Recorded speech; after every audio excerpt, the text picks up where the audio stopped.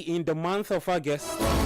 Welcome to the Republic of Football. We're on a favorite down 97.3. This is your home of everything European football, where we bring you up to speed with regards to what will be happening in the major European leagues on the weekend. Reactions from the managers, the players. We get to review, preview all the matches, and then the segment that always cracks me up, the phone-in segment, where we activate the phone lines, get to interact with our listeners and our viewers also. But in the meantime, you can join the conversation by texting through this number 0549969996. That's if you're listening to us on radio. You can also watch us on Channel 1 TV. We are live on YouTube as well, Channel 1 TV, and also Citi Sports GHA. Just feel free to leave your messages there as well. My guests are seated. I've got Kelvin Edem-Kai, who is my attacker today for today's episode. There is Sedinam Edmond playing the defense role today, and also Kopna Mafo.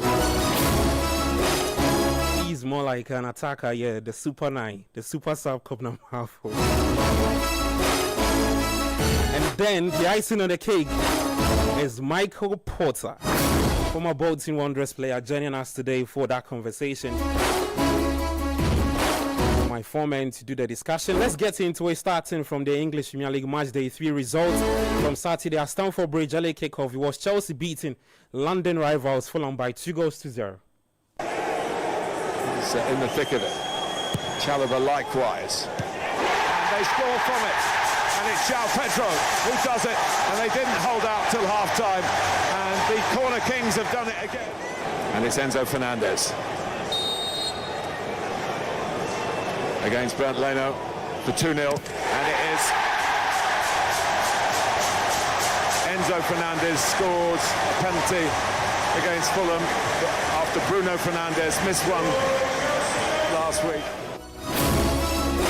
All right, so after drawing with Crystal Palace and routing West Ham by 5-1, Chelsea's third successive Premier League clash with a London rival extended their unbeaten start to 3 games. We're from Chelsea boss Enzo Maresca. Well, Enzo, you've come out with the 3 points, but ultimately it was a game that's going to have many talking points because of refereeing, VAR decisions. What is the Chelsea perspective right now of the game? That we were not good enough first half, and we were brilliant second half. For me, this is the analysis from the game. First half, I think we didn't keep the ball. We didn't win duels that are against these kind of teams you need. And second half, we did the right things. Do you think Chelsea were lucky at all today with any of the decisions that you got? I don't think so, to be honest, because the foul is foul and the penalty is penalty. So for me, it's quite clear. And if I had some doubt, I will say, but it's quite clear that the foul is foul and the other one is handball. Do you mean the Josh King goal being written off, the foul with Trevor Chalobah? I saw you explaining to the Fulham bench. What were you sort of saying to them? What were they saying back? Yeah, no, I was trying just to explain them the foul, that for me is foul. But again, it's normal that they were trying to say that there was no foul. It's part of the game. But I think both decisions they were correct. All right, so that's Chelsea boss Enzo Maresca after his side beats Fulham by 2-0.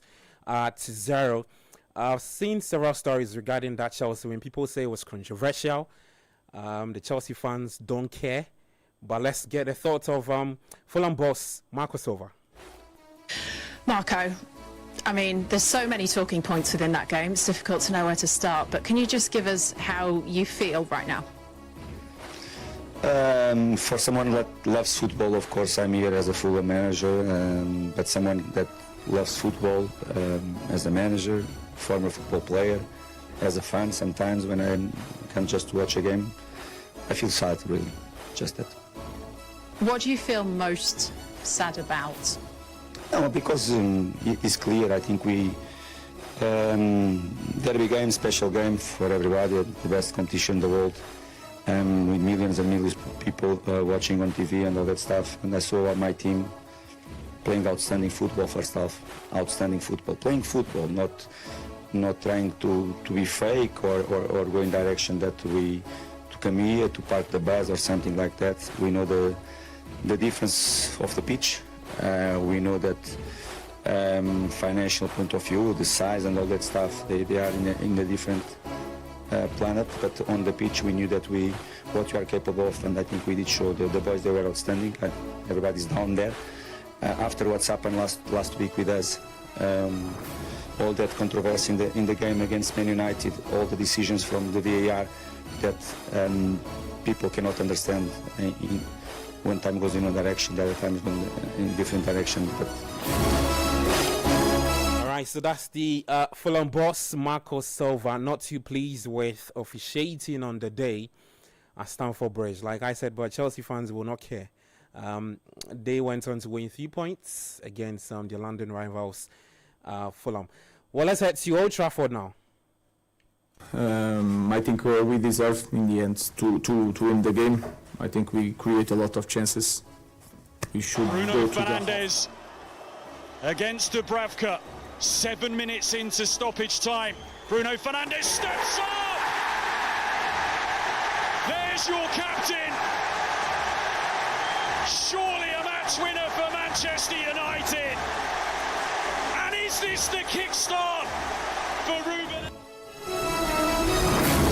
Alright, so a 95th minute penalty from captain Bruno Fernandes, earning Manchester United a 3-2 victory over promoter side Burnley. Let's get a thought of United boss Ruben Amorim. I think we deserve in the end to win the game. I think we create a lot of chances. We should go to the half-time with a bigger advantage. And then everything in this moment, every possession near our box, they can score, and we are in that moment. So it's tough, always chasing a lot of things. But we deserve, and we try until the last minute to score goals. We had our chances, and in the end, we deserve the win. I'll just ask you about Mason Mount and Matthias Cunha, how they are. I don't know. We'll check them. We need that guys really bad to be really competitive.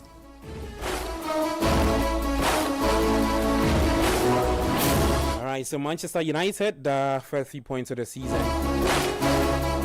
That came against Burnley they beat Burnley by 3-2.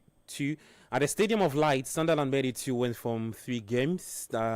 Wilson Isidore scoring a 96th minute win as they beat Brentford 2-1 in the first head-to-head meetings since 1946-47. So at the Tottenham Hotspur Stadium, it was Mohamed Kudus versus Antoine Semenyo, and Semenyo running away with his side beats Spurs by 1-0, giving Spurs a stark reality check after that defeat at Spurs' home ground. Thomas Frank, his first defeat after managing that side. At the Molineux, Wolves lost Everton. They lost to Everton by 3-2, and Leeds also played out a goalless draw with Newcastle United. So that's it from the games on Saturday. Let me run you through the games that are coming up today in the Premier League. Manchester City are currently taking on Brighton.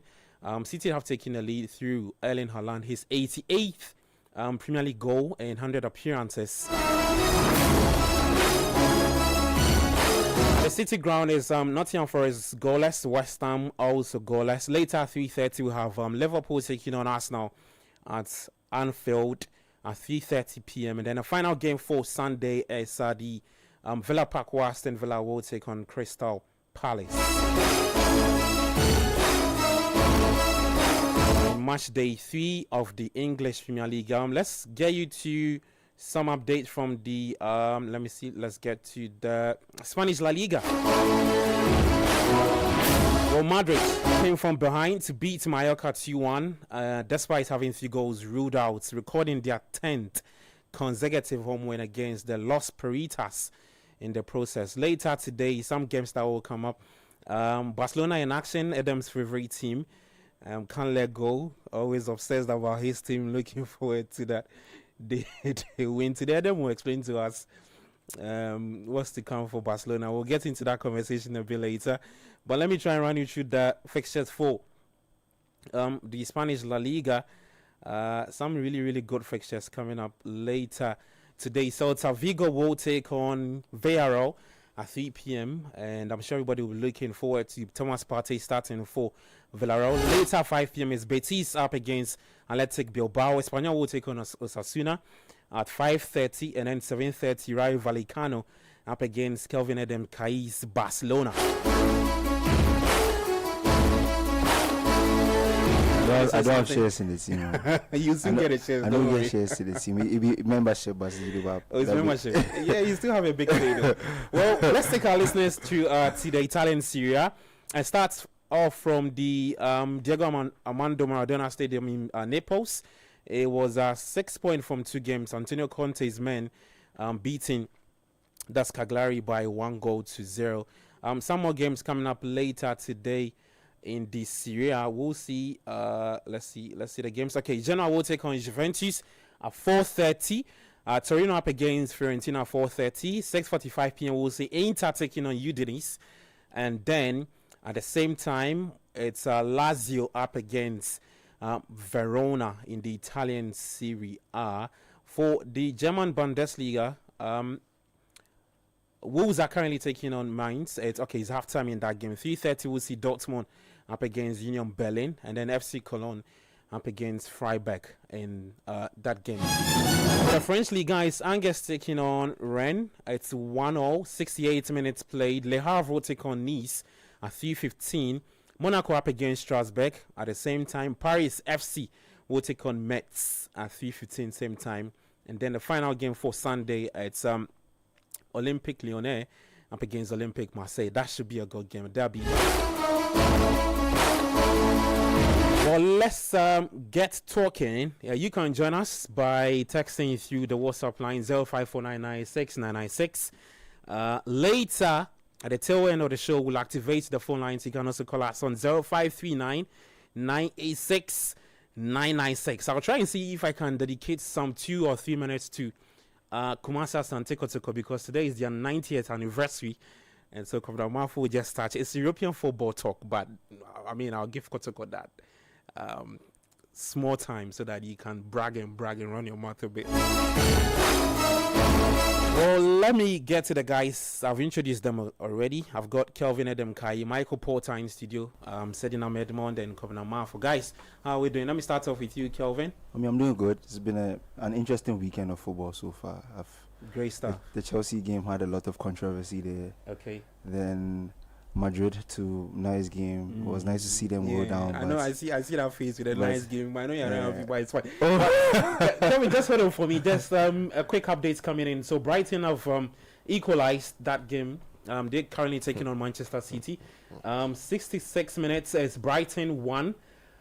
Manchester City 1. Is he trying to do the Haaland celebration? No, Jota. Oh, the Jota. Okay. They actually played with him as well. Yeah. Okay. So also Forest are still playing with West Ham United. Is goalless in that game. Michael, welcome. It's good to see you. The last time we had you was last season's PO. Yeah, great to be back. Yeah, and it's been a very interesting start to the new season. 3 games in, lots of controversies already. VAR, transfers, all sorts of interesting things happening, and some great games yesterday. A great win for Chelsea in the London derby, always a big one. Chelsea Fulham, bragging rights at stake there, big game. Man United, having been beaten in the week by lowly Grimsby in the League Cup on a marathon penalty shootout, managed to score a penalty and win the game in the dying seconds. So Fernandes this week scored it, last week he missed it. Okay. So we're back to the old Alex Ferguson days where United used to get penalties, in the last dying seconds, having played 15 minutes of extra time. But great win for Manchester United. Disappointing for Burnley. And Everton, I must mention Everton. Yeah. That's a conversation I would love to hear from you, an extended one, of course. Sure, especially from the Jack Grealish point of view. The City fans are not too happy with what he did for them. Yeah. Yeah, and Jack Grealish I think has made a big difference, particularly last week. I think he made 2 assists for 2 goals. You know, he's a great player. So he's 4 assists in two games. Yeah, and he's already showing his worth. It's been a good move for him as well. He was getting little game time at the Etihad, you know, under Pep Guardiola. So a good move, and hopefully, you know, he's going to start to pushing the buttons for an England call up again now. But yeah, and a lot happening.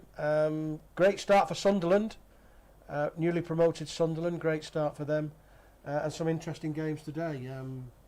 So yeah, very, very interesting start to the English Premier League. Okay, great. Let me talk to you, Sedi.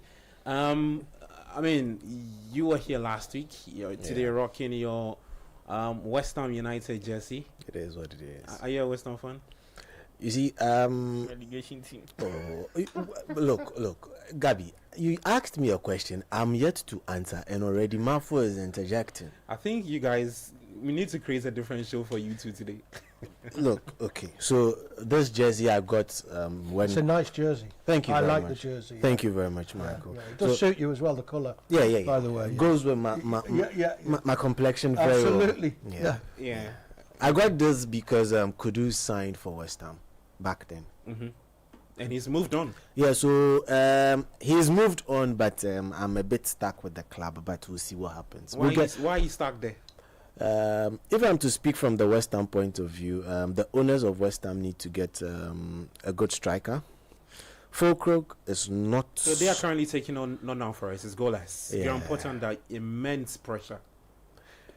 The pressure needs to get worse because Fulcrook is not going to help West Ham. Why do you say so? Look, he's been given an entire season to prove himself. When Mikel Antonio, which was last season, exactly, but he had to deal with injuries. How many times was he injured, and how many times was he on the bench actually, and how many minutes did he get? Now this season he started all the games and he started them awfully. He's been horrible.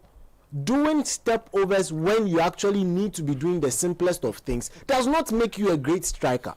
As a striker, your purpose in the game is first of all to put the ball behind the back of the net. Any other thing is secondary. Okay. Now they are also looking to ship out Paqueta. Yeah.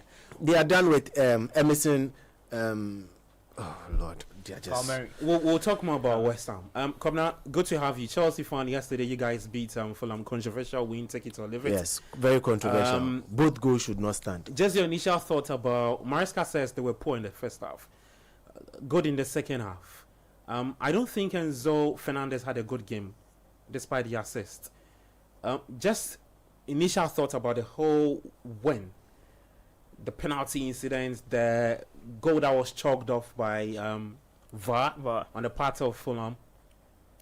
It was a very interesting game, a very interesting one. In the first half, Fulham played all the football that I think they deserved a goal in that first half. Chelsea in the second half came in stronger, but I didn't see them coming very strong in the second half. The whole game, the 90 minutes for Chelsea was a very big one because you could see clearly they struggled a bit in the part of the game in midfield, apart from Caicedo playing so well, Estevao trying his best, and João Pedro, the likes of what's the name, Neto, Enzo Fernandez. Have you been impressed with João Pedro's starting life for Chelsea? So brilliant. Very good worth player. The money? Yeah. Already? Yeah. Really? Oh yeah. He's doing so well. Like that's good from him. And do you know we can actually design a whole show around Chelsea today? We won't finish. Because the Jackson saga Bayern Munich thing. That's whole thing. I don't even know what to say about it. No, we have to get into that. It's just funny at this point. But Kobna, just let's allow Kobna to finish up, and then we'll. So I just feel like Chelsea were just, should I say, a bit lucky to win that game because of how Fulham played that game. Oh, so you admit that Chelsea were lucky? Yeah, we're lucky in terms of Chelsea didn't play so well yesterday. They didn't play so well. Fulham played better than Chelsea yesterday, and for people are talking about the VAR decisions here and there. They should know very well that we are just 3 weeks away. Like, we've just played 3 weeks in the Premier League. So there are more games to be played. More decisions will happen that will favor your team. So if it doesn't favor you, just keep quiet and sometimes understand things. Because one, the Chalobah ball was a foul. Okay. How can you tell me So that was a foul? are you trying to tell me if Chalobah had done that incident in the penalty box, don't take a penalty for Fulham? It's now ifs and buts, but that's not the issue. No, listen, Muniz was receiving that ball, and as a striker, With his back to go. with his back to go totally. Now he becomes a shield between himself and Chalobah. Okay. He doesn't have eyes planted behind the head, his head. He cannot know where to place his foot. Did he step on him or not? I haven't said he did not step on him. No, That is where I'm allow him to building up finish the to. point. He's You see, building up a point. I like where he's going. you cannot determine where you plant your leg when you are in motion, Okay. especially when you are turning and you are becoming a shield between yourself and the ball. Do you understand? If that had gone successfully, we would have said Muniz with a beautiful body swerve. Yeah. Like I said And again, that's it. That's it. It's a beautiful ifs body and swerve. buts. But look at it. Look. If you, the referee, you took that one as a foul and you go and take that penalty for Chelsea after the numerous toss of hands, Joao Pedro saying that his hand, he feels his hand was in right position. Is your hand from your body this length? Is it right position? Do you walk with your? Is this part of your body? It's a foul ball from him. If we are to count the same sequence, that the penalty or foul was the goal of Joshua King, who everybody who watches Fulham should look out for this season, was scrapped off, then I think the second goal should have not also been a penalty because you consider events leading to the eventual handball. So the first one, did he step on him? Absolutely, he did step on him. Muniz stepped on Chalobah. But as a striker, you are receiving the ball, using your body as a shield between the person trying to get to the ball and yourself to progress around, and you tell me it's a foul. You expect me to place eyeballs behind the back of my head to know that Chalobah's feet is there, so I should move my feet 2 inches forward. So that's awful decision for you. It's the refereeing yesterday was awful in that Chelsea game, and after that everything went down the hill. I'm even surprised they didn't end up with a red card in that game. Okay, Mike, what are your thoughts about that? I mean, you are a former player.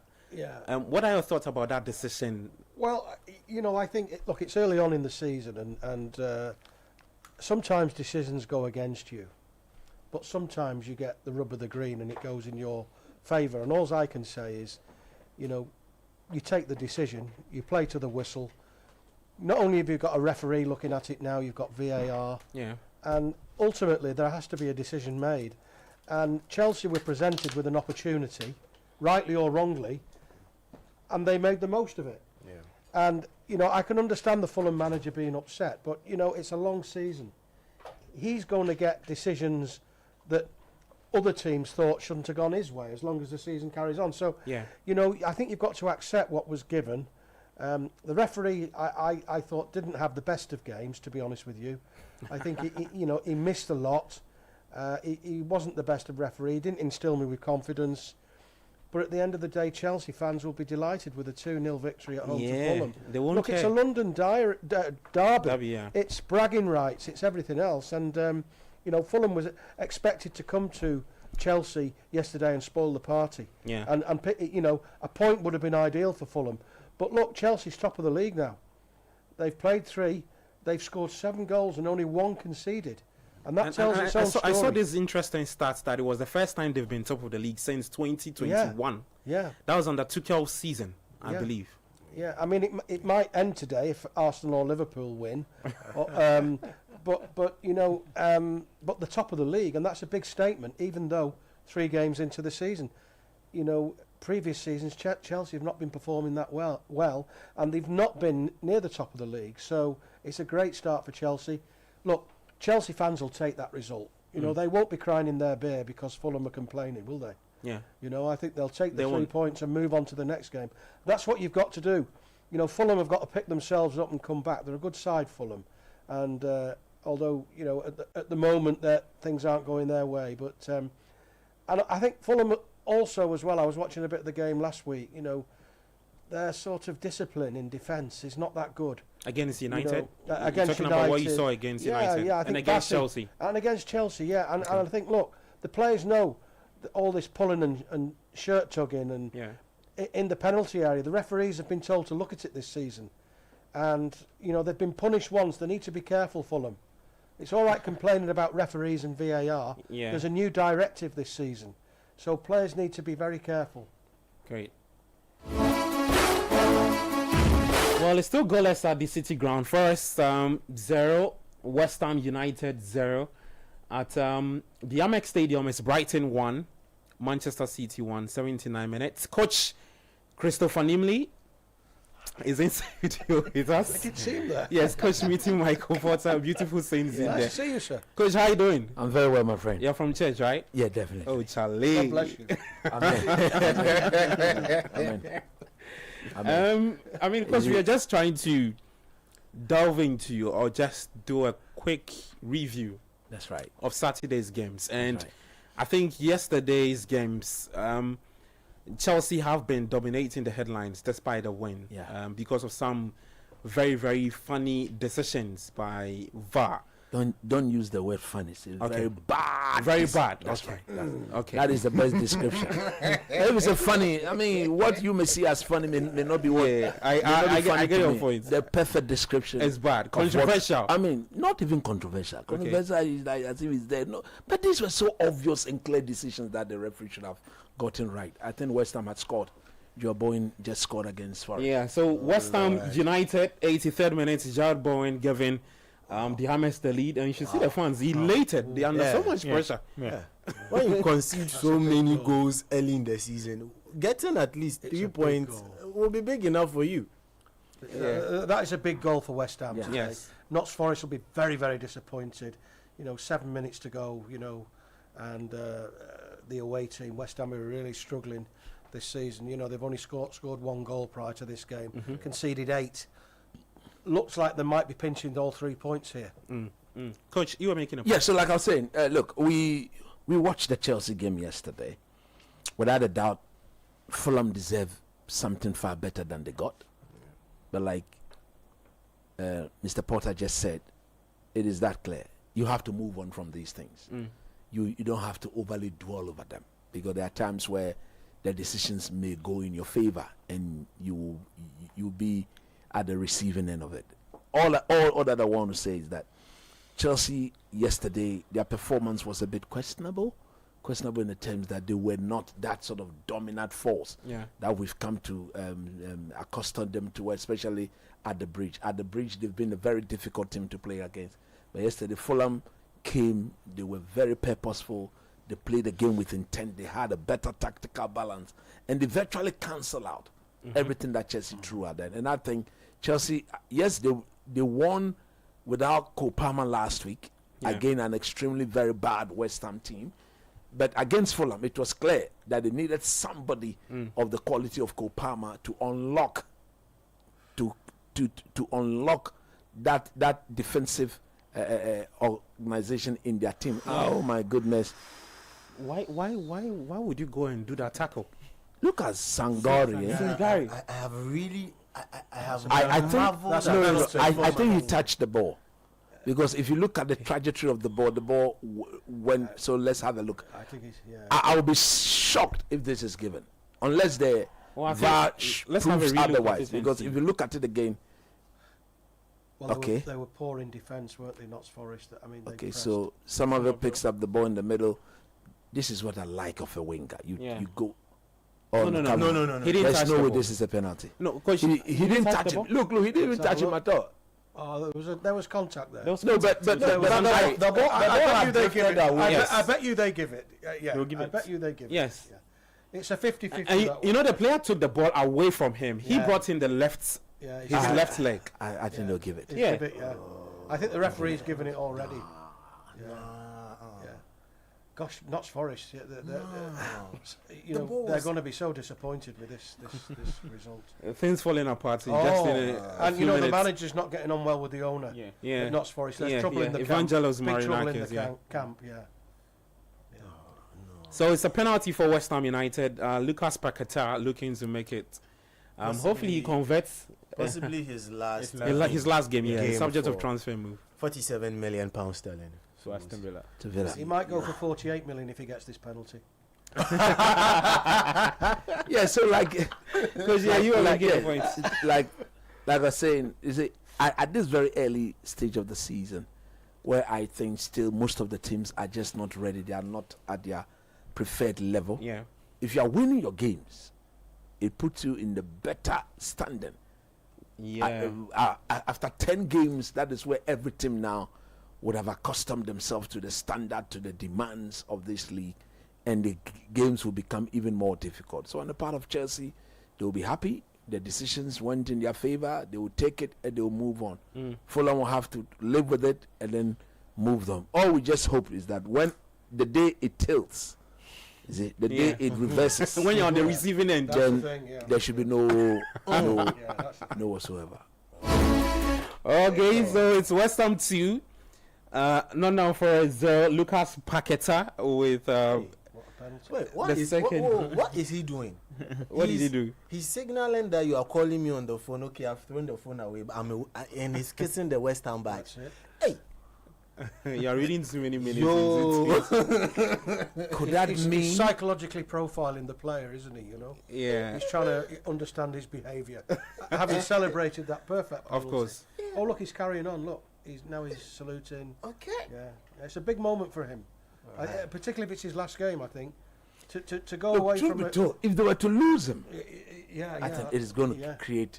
Yeah. They are going to be a big losing gap. a lot because every good thing virtually goes through him. Yeah.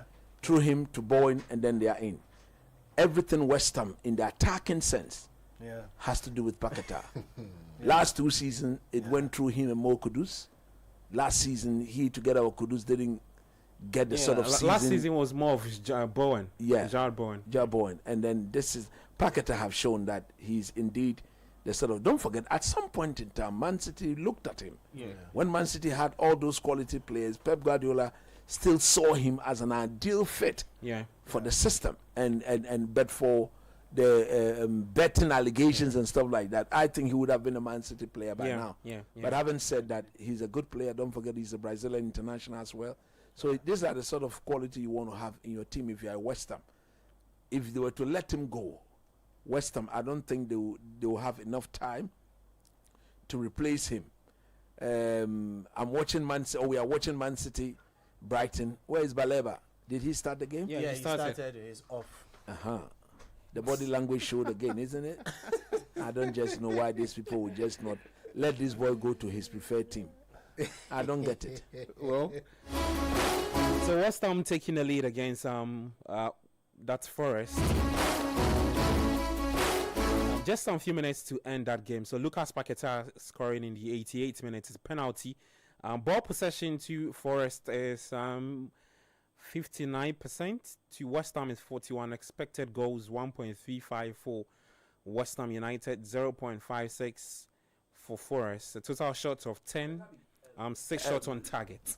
We really need to point out that I've seen something that is very uncharacteristic of Forest and Nuno Espirito. What's that? One of their biggest point is their defensive quality. Yeah. As to how they've considered 2 goals within so you're in less than 5 the minutes. pairing two of Milinkovic and Yeah. If you look at Sangari there, he was the one who fluffed the shot. There was a high press and they put him under pressure, and his shot skewed right to the winger. And he was running. Look at that. Oh boy! And he was running back. What's happening to Forest? Graham Potter, my namesake, must be absolutely delighted now. He's been under so much pressure at West Ham, 3-0 away from Forest. All of a sudden, it's well, again, highlighting the point I was making about Forest. If you look at that look at Nuno's expression. Oh, absolutely. But why have they lost the concentration in the last? It's about the players. What, 8 minutes? You are the home team. The last 8 minutes, right? Yeah. You've gone a goal down with less than 10 minutes to go. You are the home team. You should believe in your attacking quality. That within 10 minutes you can fashion out, because you need to restore parity before thinking of going to win the game. You don't concede to make life extremely difficult. Look at that again. Started from Somerville. Yeah. Now look at the defensive organization. Look at that. Look at that. Look at Sangare. He's let his market. Sangare, he's just let him go again. And Nico Williams was just caught ball watching as well. Sangare is to blame for those 2 goals. Yeah. No, it's not Sangare. I think it's the Brazilian Number 5. defender. number 5, isn't it? Murillo. Oh, is that number 5? Yeah, Oh, there he is. So the CB is Murillo and Milinkovic. Yeah, so it's that was a bad defending. Look, because that's Callum Wilson's first goal for West Ham. Yeah, if you're a coach, you should be Man City. What a save! My goodness. He's fuming. You can see Santos fuming. The point I was trying to make is about the Forest team. Oh, Man City are stretched. Oh my goodness. How is he missing that? Oh, sweet. Can you believe Oh, that? my goodness. God have mercy. Can you believe that? Who is that? Can you believe that? That means that the substitution for what's his name, Fabian Hetzela. When I spoke about he bringing on 4 people. Yeah, I have to get the name of the chap. Yeah, Gruda. Okay. So Gruda has scored. Milner has scored from the penalty spot. They all came on at the same time. Wow. That was when Carlos Baliba was taken off. Yes. You see, so just a quick update. Hold on for me, coach. So at the Amex Stadium, it's Brighton 2, West Ham, Manchester City 1. Look at how open City's defense is. Wow, this is a serious discussion for scorecard. Could be offside. Goodness me, Pep Guardiola. This is unacceptable. What's going on? It's Pep, so he's going to go away, get away with it. But look at the gap. Yeah. Look think at there's the an gap. offside. No, there's no offside. I think that, Charlie, the composure. There's no offside. no. There was the gap. Oh, lovely goal. Yeah. The gap was more than 10 yards in between the Man City defenders. It's a well taken goal. It was a 4v3. As to how they were that stretch, I can't believe this. Look at him. Look at him. Fabian Hetzela, just can't help it. Yeah. So Brighton and Hove Albion 2, Manchester City 1. Yeah. Gruda with the should I say the icing on the cake for 9 minutes for Brighton. Okay. How many minutes more? Let's just make it +5. Okay, let's see. Elsewhere at the City ground, it's Forest 0, West Ham United 3. West Ham United 3. Let me read some of the messages from our YouTube folks. This one says El Cid Josiah Ayer says correct score Liverpool 2, Arsenal 3. Comes back to say I missed the commentary so much. Don't worry, I'm here to bring you up to speed with all the updates. Citi Prince says Arsenal to beat Liverpool today with a fire emoji. Theophilus Lamtic says Liverpool to win by 3-1 against Arsenal. Someone Nuba says Liverpool to Arsenal 1 #the Blues. Of course, you do that. Theophilus Lamtic says goals from Salah, Florian Wirtz and Cody Gakpo. Brian Morgan says wow, you guys are back. Okay. Yeah, so that's some comments from our YouTube guys. We are live on Channel 1 TV as well, live on 97.3, and Citi Sports JHA on YouTube, Channel 1 TV on YouTube as well. Paul says, please tell your guy challenging the goal Fulham scored that the VAR referee has been suspended or called off for the Liverpool Arsenal game. That update we'll put up here. You drew my attention to that. There was no way you should have even asked the referee to go and have a look at that. Yeah. That was to look at what? A really poor. You can clearly see that he's a Chelsea man who has been put in that. You mean Salisbury is a Chelsea yes, man? But you see, when the thing is not so clear and obvious, why do you get involved in it? So his name is Michael Salisbury. Unless you tell me the referee is missing a clear and obvious, that is where you intervene. Yeah. But nothing was. What? Sally, I don't know what was happening yesterday at Stamford Bridge. It was so awful. I actually know Michael Salisbury. You know him? I know a Michael Salisbury, but I don't think it's because Michael Salisbury is a mechanic, and I think he'd have done a better job than the VAR. What are you just into that? You see, when you make your boss, let me finish up with the message. I'll come to you so you explain that for me. Just hold on for me. He says his decision was that bad because the lead up to the goal was fair.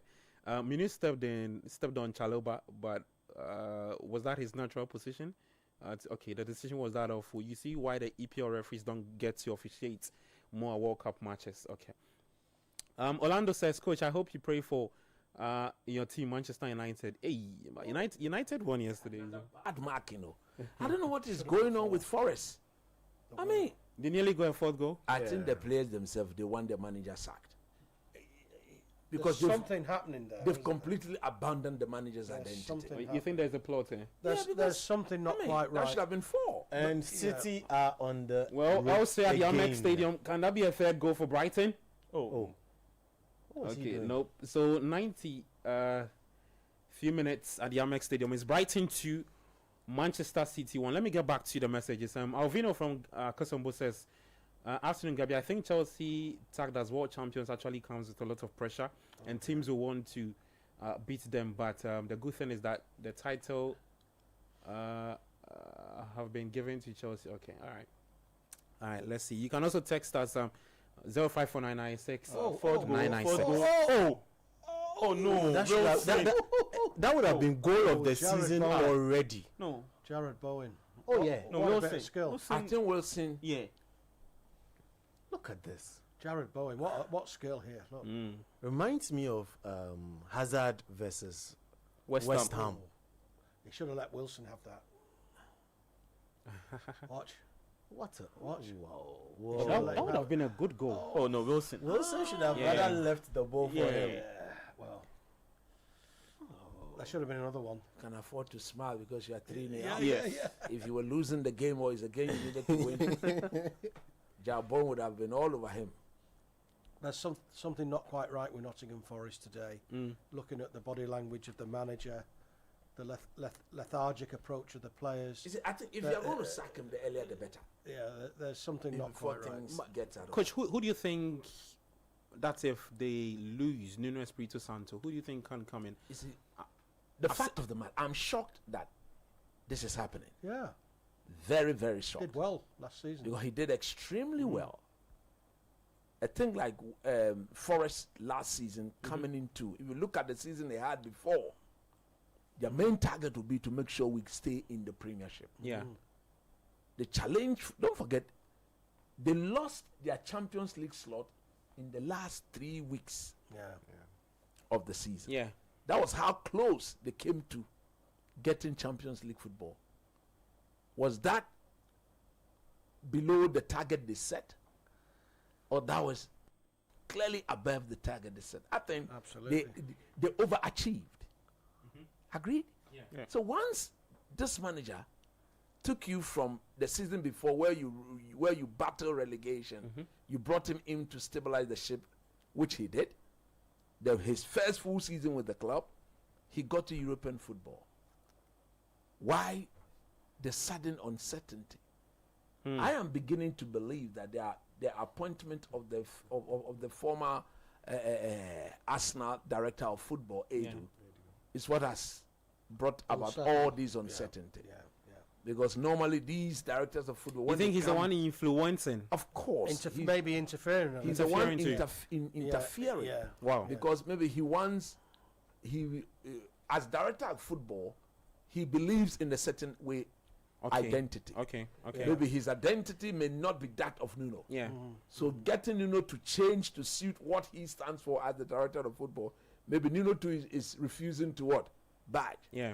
And at the end of the day, the moment there's that friction between the director of football and the head coach of the team, that marriage will come to an end. That marriage will obviously come to an end. And I think that is what it is. And don't be surprised if you look at the press conference that Nuno had, the fact that his boss, the one who pays him, is also on record to have emphasized the fact that the relationship between the two of them is not what it used to be. Nuno came to the press conference last week, reiterated that, or virtually confirmed what his boss has said. Yeah. If you are no longer interested in the lady, you let her go. And this should be a simple breakout. Yeah. It's like the lady doesn't want the man doesn't want the lady. So you make the divorce very simple and straightforward. That's it. It isn't one person is interested and the other person is trying to bluff a little bit. Give him his ring back. That's it. It's as simple as that. And that's it.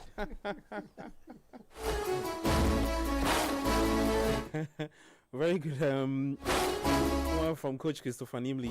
Michael Porter also adding a few to it. Sadi, you were talking about. Let's talk about Chelsea real quick, right? Guys, I mean, at the same time Chelsea were winning, they had one of their striker, Nicolas Jackson, in Germany, dropped from the flight, dropped from the bus, excited, looking to sign for Bayern Munich on loan, with an option to buy.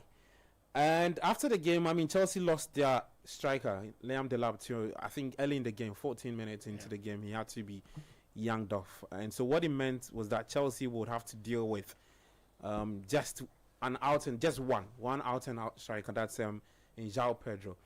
And okay, so that game at the Amex Stadium was ended. It's Brighton 2, Manchester City 1. So Brighton getting the better of Pep. We'll get into this game a bit later. That means United is on top. Yes. City. Yes. United fans. Yes, can that's be a happy. that's a big achievement. Yeah, very, very United fan coming. United are not playing the league because of City. What are you talking about? The fact is, Man City have played 3 games. They have 3 points. Agreed?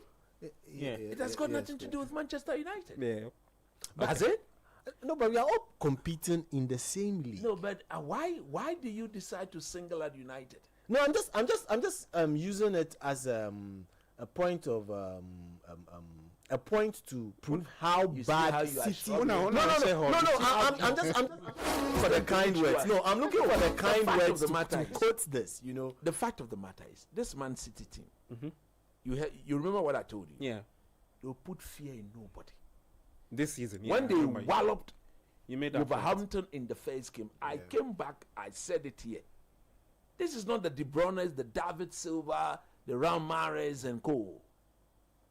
Tijani, that era is gone. They are not extraordinary players. Don't get me wrong, they are good players, very good players. But that X factor that Kevin De Bruyne will put on the table to be served as a meal for Haaland and co to eat with ease. Yeah. Tijani Reinders will not present that. Bernardo Silva is gone past his best years. Yeah. You've gone back hoping that Rodri will come from an ACL injury and come and stamp his authority like he used to. No, it does not work like that. You understand what I'm saying? So at the end of the day, you will have to be, you have to accept the fact that this City team is not as good, is not as fearful. Okay. They have a good team, don't get me wrong.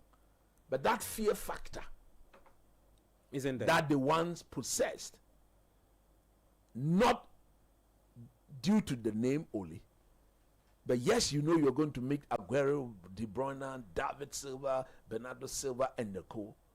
When you meet them through, they'll show you their true character. They'll dominate you and humble you. Haaland came into this Man City team at a time where Kevin De Bruyne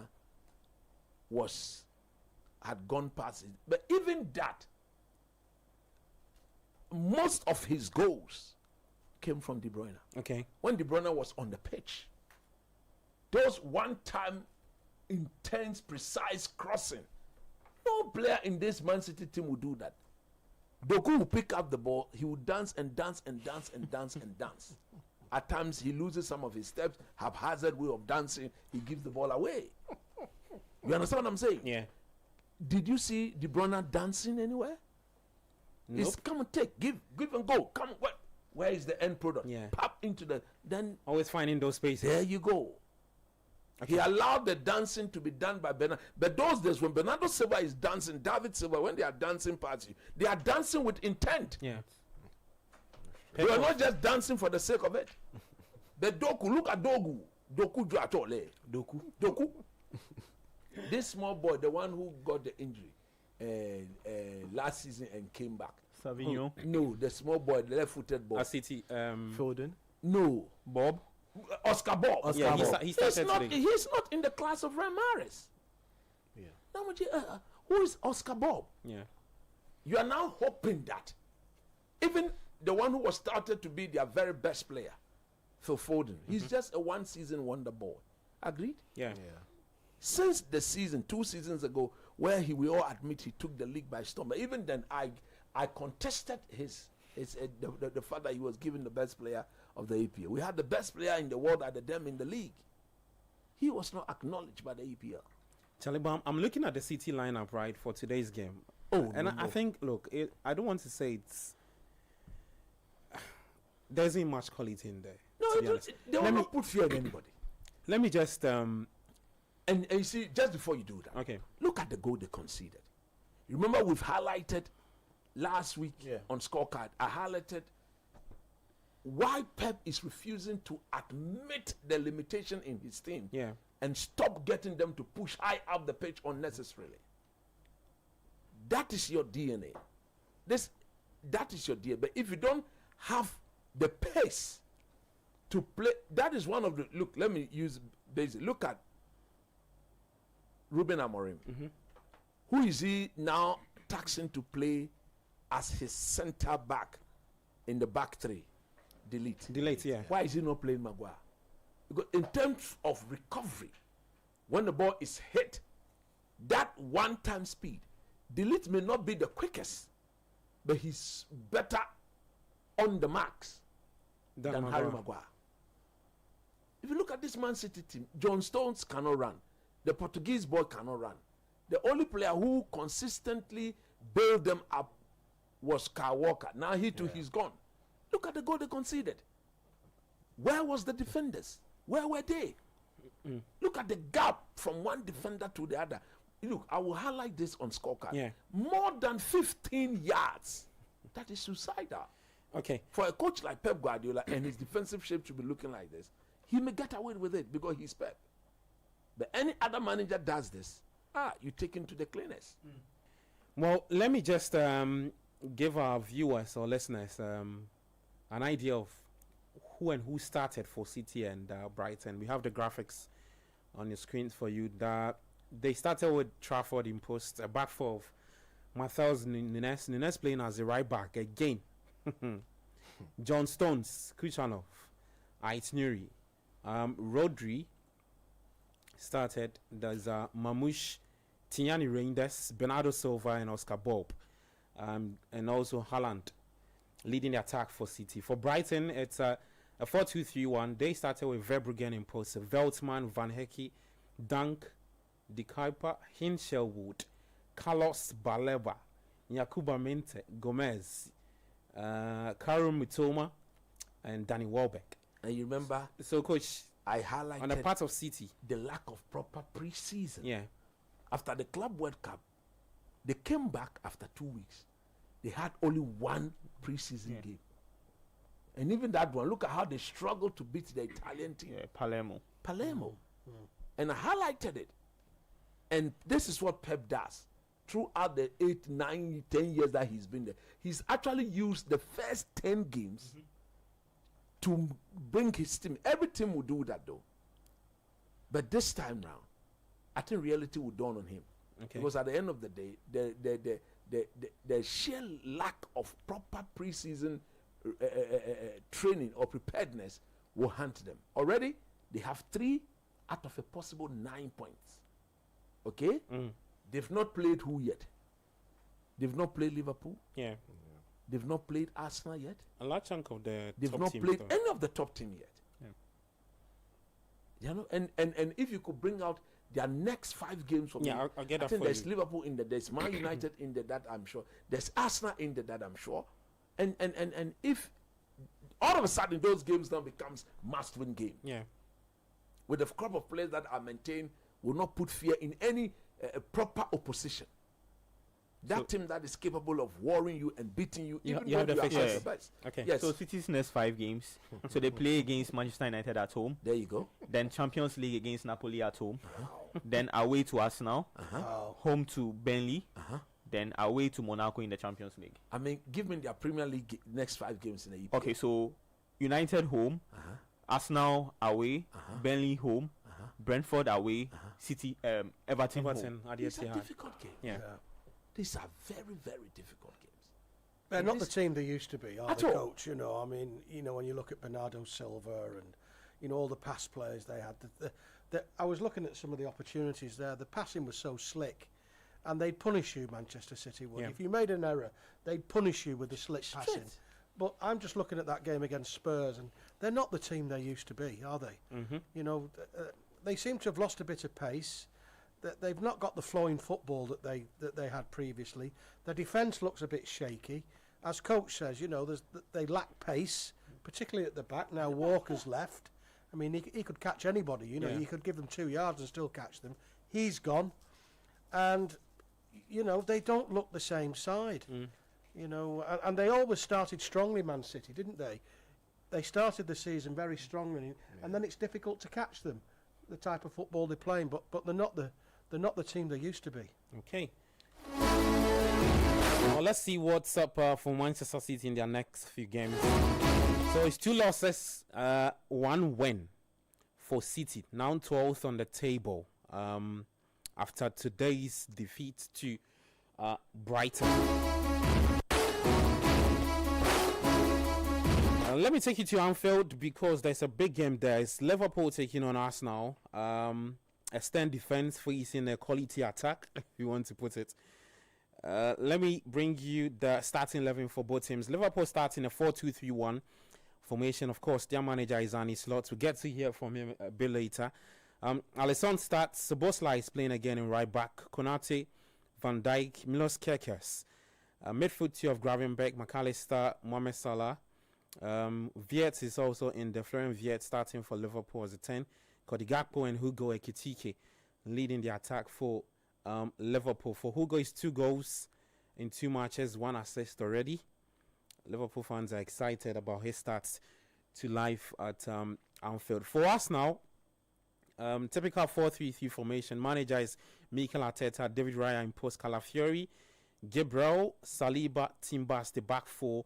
A midfield 3 of Declan Rice, Zubimendi, Mikel Merino. A front 3 of Martinelli, Victor Gyökeres, and said his own Noni Madueke is starting for us now. First start, no Odegaard.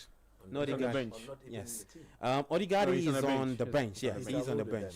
He's on the bench there.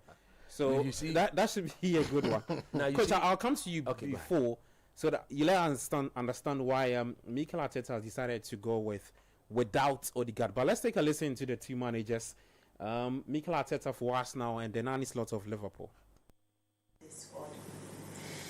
First of all, his energy. I think when you are next to him, you are comfortable. He's got a big smile. He picks teams. He asks you the right questions, and then just him flow with that ball and the ability he has to pick passes, to drive past people, effortless, and just to understand the timing of things. Very impressive. I know it's early in the season, and you talk about the standards that Arsenal has, needing to win every game. How much does tomorrow feel like a season-defining game to put a marker down, given how close Arsenal's been in the last few seasons?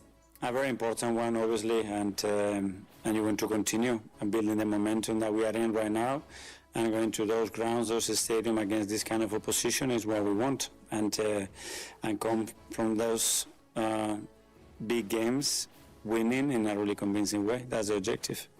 From the players that you're working with this weekend, and obviously it is a big game, what improvement do you feel you need to see that will give you the best chance of maintaining your own 100% record and ending Arsenal's? No, the most simple answer to that is a lot, because we face a very strong team, and that was already really good last season, and I think I've improved their squad a lot during the summer.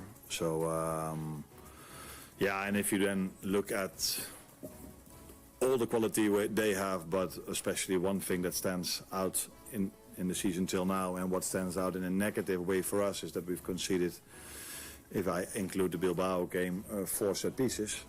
And of course, as we all know, that's one of their strengths, not the strength, but one of their strengths, because they can play in multiple ways. You can see how well they are managed by Miguel, and they're working for 5 years together, because they can play almost every style there is in football.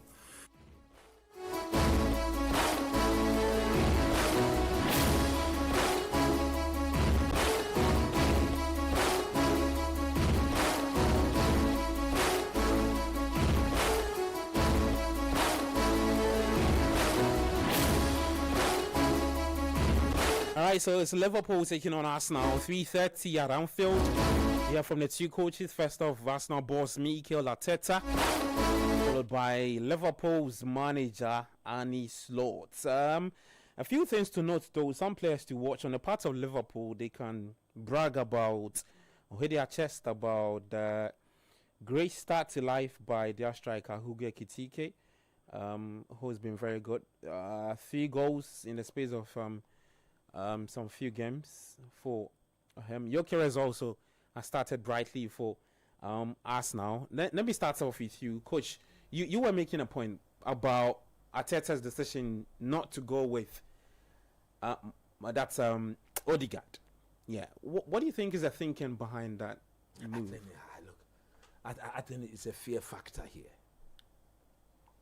I look at the lineup he's put up there, and he's virtually deprived Arsenal of any proper attacking creativity. Or he's actually deprived the Arsenal faithful of believing that there's an option to whatever they are going to do in the attack. Saka is not in the game, isn't it? He's injured from last week. Yep. So who is better suited in this Arsenal setup to give you that attacking creativity? You want to get Odegaard to be in the team and play. Noni Madueke. What is he going to do there?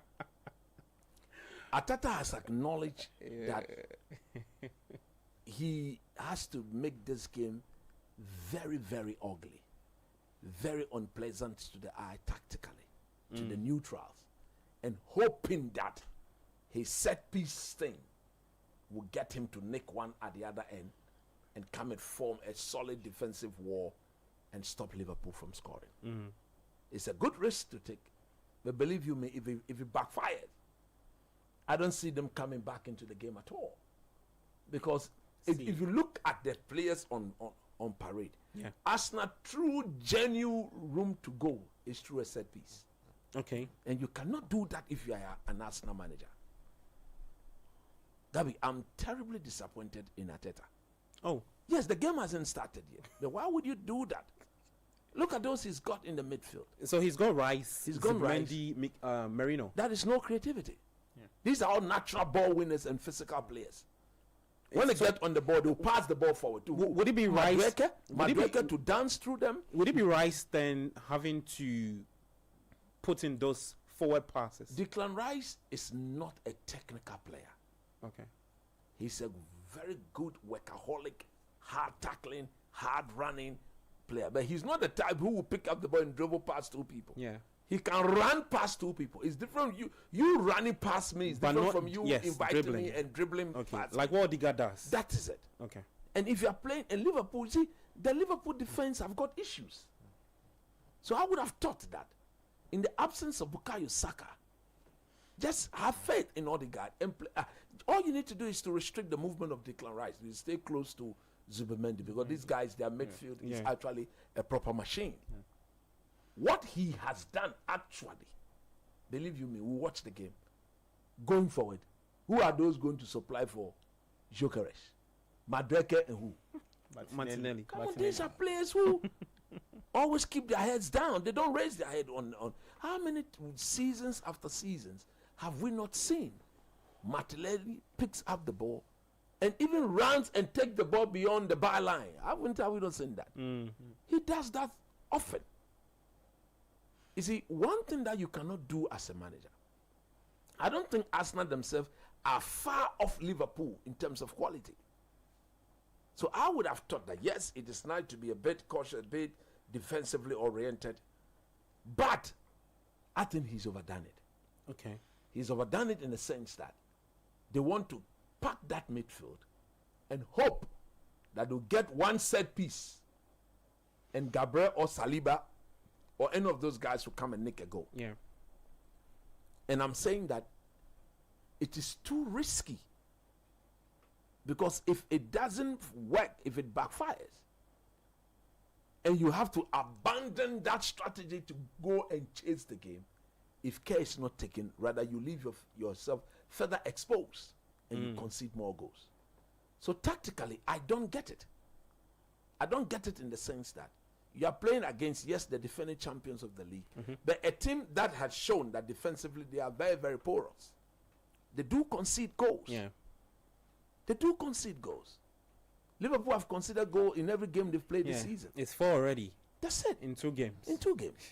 2 against Newcastle, 2 against Bournemouth. Bournemouth. Yeah. So they've shown that.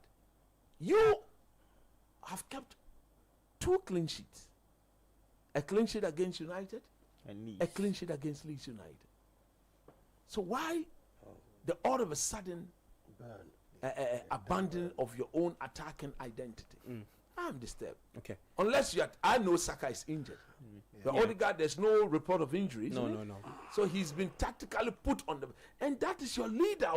No, but don't you think? You see the game against Leeds, he wasn't too fit for that game.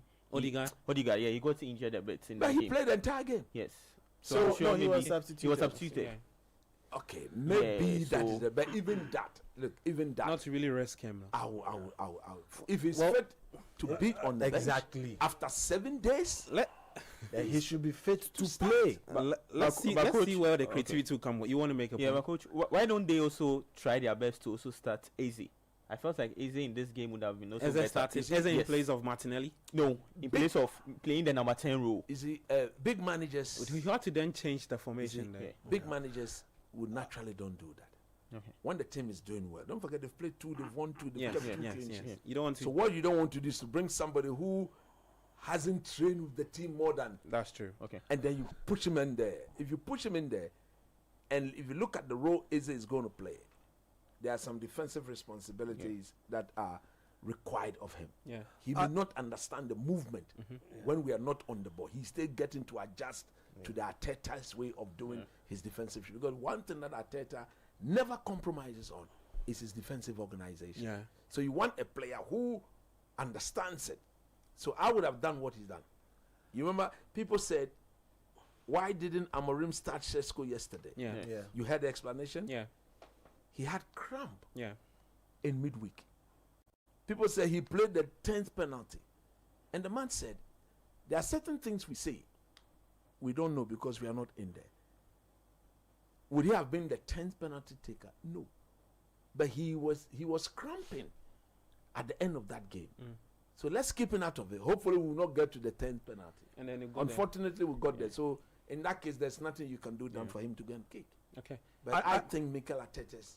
Michael? I think you have to remember that this is Anfield, you know. Yes, this is Anfield. You know, this is Anfield, you know, and if when you come out as a player, when you come out onto the pitch at Anfield, there's a big badge. Just You've as been you there walk in. several times. Yeah, this is Anfield, and I tell you, as a player walking out there, that's intimidating. It's intimidating. This is Anfield, and look, you're right. Liverpool defensively, they've shipped 4 goals already. Yeah. You know, Arsenal, they've not conceded a goal yet, and 6-0. You know, that's strength. But the thing is, at Liverpool, you've got the 12th man. It's the fact you're playing at Anfield, the crowd, the atmosphere, and everything else. It's going to be an absolute sellout there today, and I can understand why Arsenal are being a little bit more defensive. I don't think they don't want to lose this game today. Yeah, I think they'll be happy. They're happy to come away with a point today. Oh. Yeah, that's what I'm thinking. I don't think he's going That there. explains the Look, decision. Yeah. I think To drop if he Odegaard. gets 3 points, he'll be absolutely delighted. Yeah. But the minimum he wants to take away from this is a point. And I think that's why he's been a little bit defensive.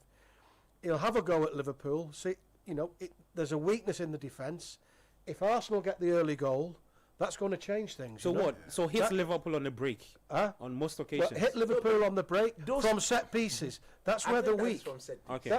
That's where they're weak. And if you can get an early goal against Liverpool, shut up the crowd. Yeah.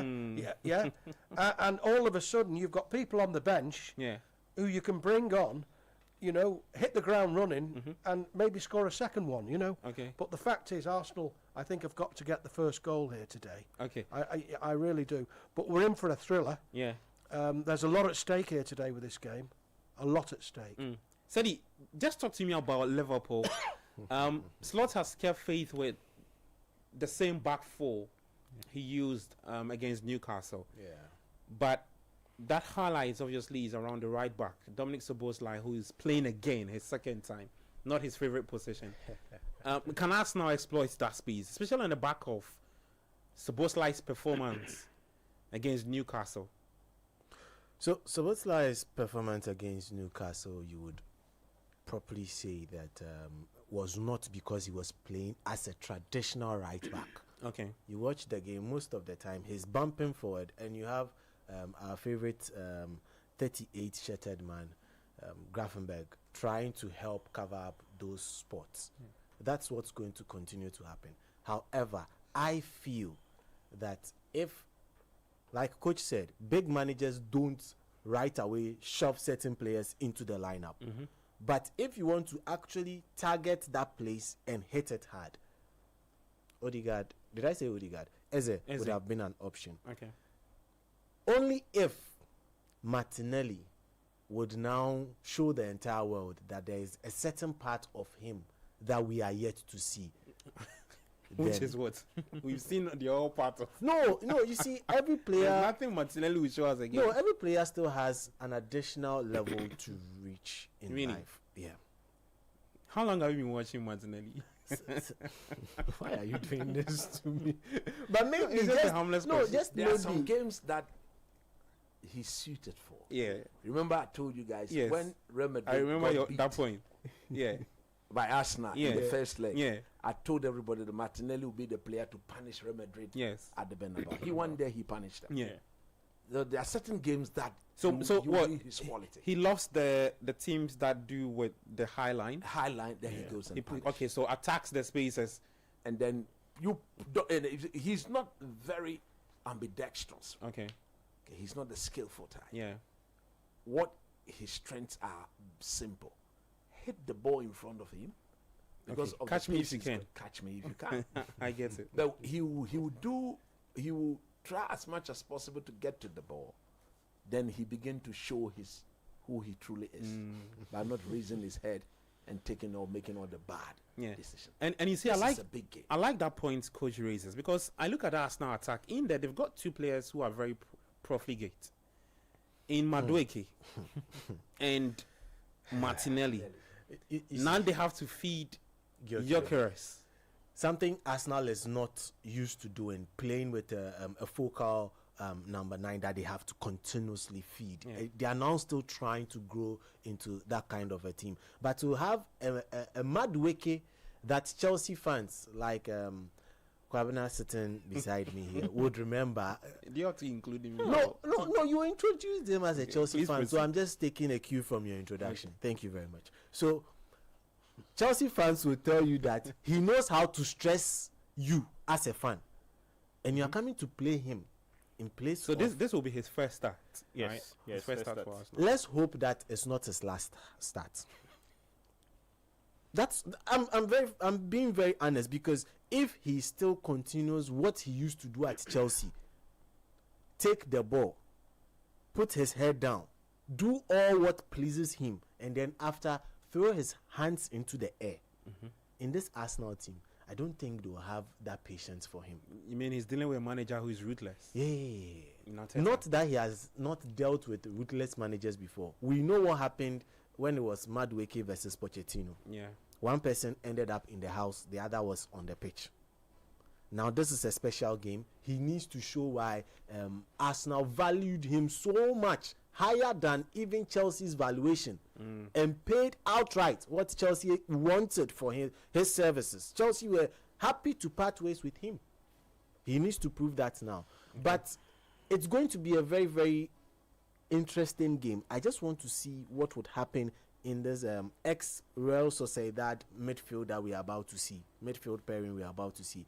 This is going to be the first time in the EPL at this level. I want to see what would happen between them. But for me, it's going to be an interesting watch. Arteta is yet to win at Anfield. Yeah.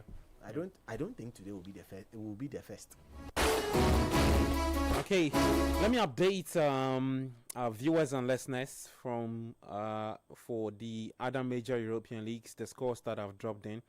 I mean, Arsenal gets to Liverpool at Anfield. Kickoff is in 2 minutes. We'll be keeping you updated with as and when the game evolves. Later at 6 p.m. for the EPL, the final game on Sunday is at the Villa Park. It's Aston Villa taking on Crystal Palace. Let's head to the French Ligue 1. Le Havre just scored against OGC Nice. Le Havre is former Andrea Youth's former team. His side have taken a 1-goal lead against OGC Nice. Angers and Rennes played out a 1-0 draw. Monaco are currently leading Strasbourg by 1-0. For Paris FC, They are currently taking on Metz. Is goalless in that game. Lyon will take on Marseille at 6:45 p.m. In Germany, Wolfsburg are currently playing a 1-0 draw with Mainz, 90+9. Dortmund will take on Union Berlin at 3:30 p.m.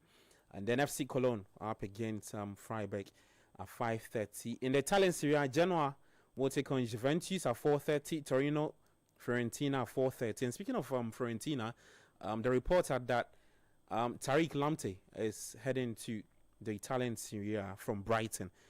Part of that 24-man squad put up by Coach Otuado. Inter Milan will take on Udinese at 6:45 p.m. Lazio will take on Verona at the same time in the Italian Serie A. For the Spanish La Liga, Celta Vigo are currently taking on Villarreal. Is Partey playing? We'll check on that for you. Partey is on the bench. He's on the bench, right? He's on the bench. Okay. So let's see. In the last 2 games, he's had just 70 minutes, all coming from the bench for Thomas Partey. For the other games in the Spanish La Liga, Barcelona will take on Rayo Vallecano at 7:30. Espanyol will take on Osasuna at 5:30. Betis up against Athletic Bilbao in that game there. So Arsenal, that very should be interesting. good. That should be They good. just So started the game only for Declan Rice to hit from the dead ball on the center line. He kicks Put the ball pressure. all the way into the Liverpool half To put pressure on them. Let's go and start the game from there. PSG style. Just talking about in France Yeah. yesterday. Did you see the game with the 9 goals? Toulouse. Yes. Toulouse 3, PSG 6. Yes. There was two bicycle kicks. From two bicycle kicks, what's his 4 name? penalties. Yes, John Neves. Yeah, Really good goals. Absolutely fantastic. Really good And I goals. think I've it never deserves a doubted his mention. quality. Yeah, it deserves a mention. 2 penalty saves. You know, 9 goals in the game. You know, fantastic entertainment and some skill, some athleticism. You know, 2 bicycle kicks. To get 1 is hard enough, but 2 is absolutely superb. And it's in never the same happened game. before. Never happened before, no. And 4 penalties in the game as well. 2 were missed by the same player for Toulouse. Cesare. Yeah. He missed 2 penalties. It could have been 5-6, the result. But interesting game. Great. Sadi? Well, you see, it's very interesting to see things like this happen when it's PSG particular. They, at the start of the season, were playing some form of entertaining football, but we're not getting the results. It was all one goal. It was as if they were a Ghanaian team that we've seen before, only score a goal. But in this game, they became very, very elaborate and intentional on the ball. And I just really love the goals that were being scored. And goalkeepers were also actually proven to the world why they need to be there ahead of Donnarumma. 2 saves, sorry. Yes, and currently Donnarumma, we are still looking for a club for him. Yeah. Maybe he might, who knows, end up back in Italy, might end up in England. We don't know yet because Fenerbahce have also decided to do their own bit of drama. They're causing a whole fracas with the person he's going to replace in England, Ederson. But we'll see what happens. But it was a fantastic game. These are some of the games we live for as football fans, as neutrals. You wouldn't like it if you support any of the teams because you sit on the edge of your seat. If you support PSG, you ask yourself, when last did PSG concede 3? That was when they lost the title of being the world champions to a very funny Chelsea side, who are now claiming they are world champions. Actually, they are because they won. No problem, we'll give them that. But PSG is the reason why Chelsea fans are now, they're having a lot of things to say. If they came up in that game, you see the way Michael is watching you. No, but it's true. It's actually true. And that was the last time they conceded 3. And to concede 3 against Toulouse have been very interesting on the transfer market. A lot of teams are really making good buys to affect their style of play. That would come. We would actually talk about that much later in the season when we see interesting names at certain parts of the table in different leagues. There are a lot of the teams that are really spending good amount of cash on right players to fit their their current problems. Yeah. So we see that from a lot of the teams, and I'm really happy to see how they fare. They together with Stade Brestois. Yeah. Brest. Stade Brestois. Yeah. I don't know why you keep taking away the Stade. But the English version is Brest. I think everybody likes a Brest. Yeah, so yeah. Saliba has gone down. Yeah. Let's hope it's Oh. not. Yeah. Is that Mosquera? Yeah. Yeah. Oh boy. Oh. Too early in the game. That's an early No, but setback. Yeah. Was it from what has happened? It's like that cannot be a hamstring because I mean the game has not. Let's see what happened. Yeah, there was an altercation here. Yeah. Oh boy, nothing happened to him. Nothing. I'm That's the sure scary that one. was something nagging that he was carrying Yeah, yeah. during the warm up, and they were hoping that maybe he can see it It's off. coming off anyway. isn't Because the immediate response was to get somebody to come on. Yeah. So which means they knew it? He had a knock. that Yeah. there was something. He was carrying something. He a was, knock. he was carrying something. Yeah, you can see his. No. It's either his hamstring, maybe a hamstring at the back, or he's pulled something. You know. Yeah. Yeah. If So that's the after case, just then- what? After just what? 4 minutes? Yeah. 4 minutes. If that's the case, then Sometimes these things happen though. If you've got a dodgy hamstring and you're not warming up well, Yeah. and it can take the slightest stretch or strain, and something twings, and You that's pull it. it. You're finished. Yeah. But Yeah. I'm a boy. bit disappointed in the medical team because if you look at Yeah. I mean, it was a knock or it Yeah. was something. innocuous, wasn't Yeah, it? Yeah, it was hardly any contact. So speaking of Odegaard, we were talking about him initially. I just got an update that he picked up an injury last week, so he was taken off. That's why Arteta decided to go without him, coach, today. So We he's saw the not- injury. Yeah, he's not. We too saw the fit. game. He's not too fit. We saw the game. He eventually played the entire 90 minutes of that game. No, No, he was no, he was substituted in the substituted. 38 minutes. Yeah. In the what? 38 minutes. He was? Yes. In the 38 minutes. Yeah. Then I guess that is the reason why. No, but coach, I feel if you are fit enough to sit on the bench, you should be fit enough to at least start, so that when you do the damage, But then it wouldn't someone be the would same come- tempo. Because Yeah. if you want to start him in the game in the first, like what we just seen with Saliba. Yeah. But It's you too know, hard. sometimes just the presence of a certain player on the pitch I get that. helps the team, because at this point in time, if not to digress from the Odegaard point, but if Florian Wirtz does not do anything special in this game, that's how do I put it? That fanfare around his arrival would gradually turn into trolling from opposing fans. Not that it has not started already. Do you understand? Yeah. So that fear factor, like coach says, currently is not around Florian Wirtz. So he will need to do something. But Odegaard, knowing that there's an Odegaard on the pitch, and he can just come up with just one little move to put his team in that position to get a lead or get an additional goal, I think it would have been better. But once he's on the bench, maybe they know why. But I feel once you are on the bench, you should be able to start a game. That's what I feel. Let me read some messages. We'll come back and talk a bit of Napoli. Antonio Conte, 2 wins out of 2. The Italian Serie A, but we'll keep you posted or keep you updated with regards to what's happening at Anfield. Liverpool taking on Arsenal, goalless 7 minutes. And it's already game over for William Saliba. So Arteta making a change. Mosquera taking Saliba's place.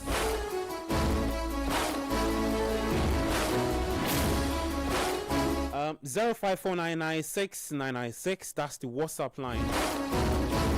If you're watching us on YouTube, you can also leave your comment in there. I've got Coach Christopher Nimley in studio with me, Michael Porter, Sedina Medmo, and the Kobna Marfo, technical support from Daniel Squash.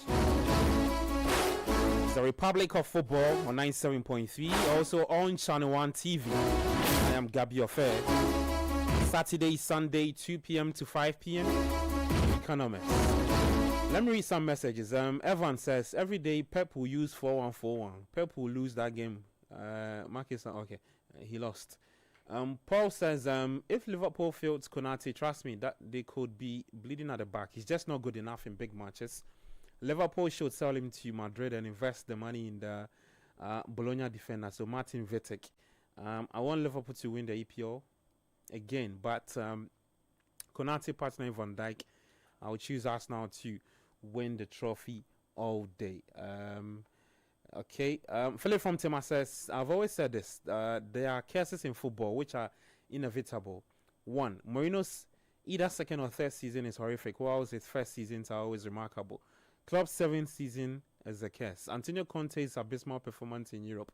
Pep's inability to resurrect that team that he runs to avoid disgrace. I see this season as Pep's worst season. Even till he runs or he's sacked. This is to all City fans. Pep ain't bad. Players ain't bad. It's just what it is. Okay. Lawrence from Dodowa says, please, Odegaard picked up an injury in their last game. I think that's why he's on the bench. Okay, I think we clarified that. It's the lack of creativity. Arsenal had a very beautiful counter-attacking move, but of course, the ball got to Martinelli. See, his head is always on the turf. What's he doing? I don't know. I just don't know. Okay. Ken Charles says Arsenal will win. If you watched Newcastle's game yesterday, where there was okay, Liverpool won on luck and the help from the referee. Liverpool's defense is as weak as Old Trafford's roof. You should just wait and see. From where I'm sitting, I'm seeing a lot of loopholes in that Liverpool midfield and defense. Do you have to do that? Okay. Evans the Gunner says Arsenal have not conceded more than 2 goals in almost 1.5 years. Okay. Jonah Bott from Sakumona says, please tell coach this is Arsenal. He shouldn't fear us. Arsenal 1, Liverpool 0. Okay, maybe a set piece goal will get it to win it. Yeah. But like I said, I mean, we are watching the game. On the part of Arsenal, there's nothing in the attacking sense to write him about. I don't even remember Madueke having a touch of the ball yet. We've had close to, I don't know. You guys are being unfair. No. It's just 10 minutes. Allow. We've had close to 10 minutes. Yeah. Or you think that given his position, he should be able to have made a few incursions? Yeah, most likely. Okay. You should be calling for it. Because we know that's where Arsenal like to play out through. That's their attacking point. I'm sure if Saka is playing this game, they would have sent 1 or 2 passes to that direction. Like I said, look, every Arsenal player is in the half of Arsenal. All the 10 of them. All the 10 of them. Okay.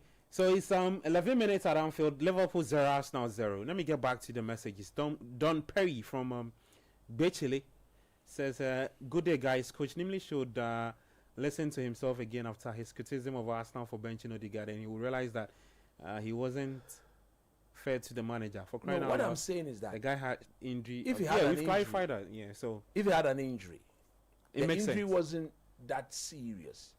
He got substituted. We've trained for 7 days. You've decided not to start him, but the problem with him is that I thought he would have given them a bit more in the attacking sense. But if he's hurt and he's on the bench, fine. But again, that should question some of Arteta's signings, because then where is players like the one they bought from Brighton? Where is he? That boy, that Belgian Trossard. Is it from the way Liverpool are playing? You need Trossard is on the bench. Player. Yeah, he's on the bench. A player who will get on the ball, dance and get past to it, then lay the pass. As it stands, I don't see where the services to Gyökeres are going to come from. To be honest with you, I can't see that happening.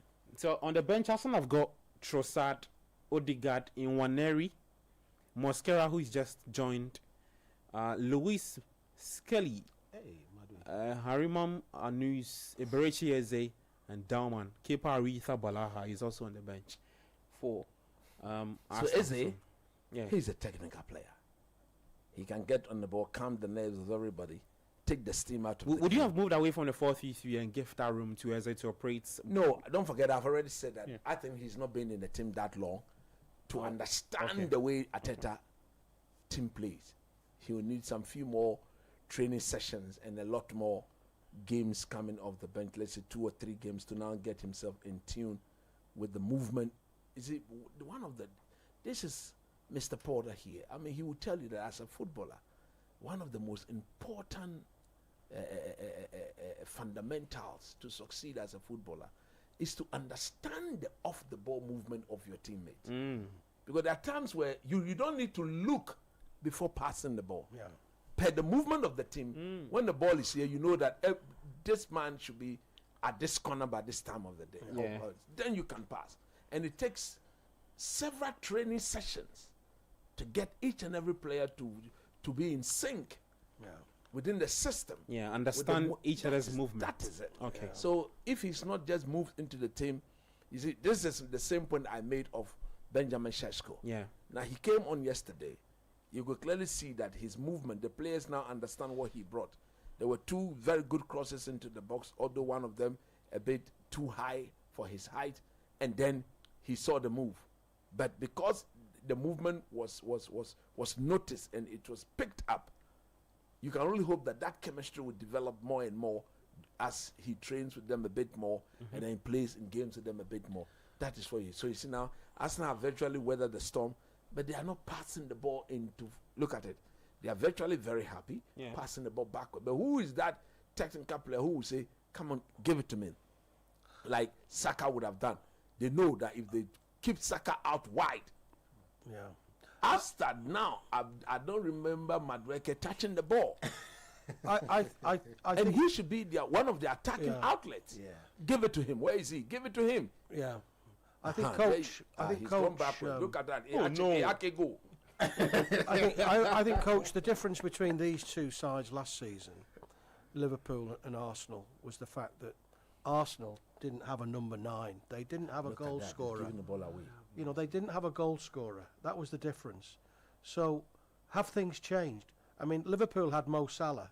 How many goals did he get last season? Was it nearly 30? Yeah, 30-ish. Salah had 28. Yeah, 28 goals. Yeah, and that was the difference between the two teams last year. Can I ask the question? Who also scored a lot of Arsenal got injured along the. Yeah. So that took something away. Yeah. But have Arsenal solved this problem this season? Have they got a number 9? Have they got a goal scorer? Yes, that's the question. In Gyökeres. In Gyökeres, I think they have. Okay. Yeah, that's good because that's what was needed. That's what was needed last season. Okay, so let's see. Still goalless at Anfield. Liverpool 0, Arsenal 0. But I don't know, and I am trying to understand why Arteta is favouring Zubimendi ahead of a Christian Norgard, because Christian Norgard is well adapted to this league. I think he's not a ball-playing midfielder. If you want somebody who come in there and to some extent do the sort of things that Thomas Partey was doing for them. Partey was not only winning the ball, but he was also controlling every tempo that they set as a team, especially in passing the ball around and getting.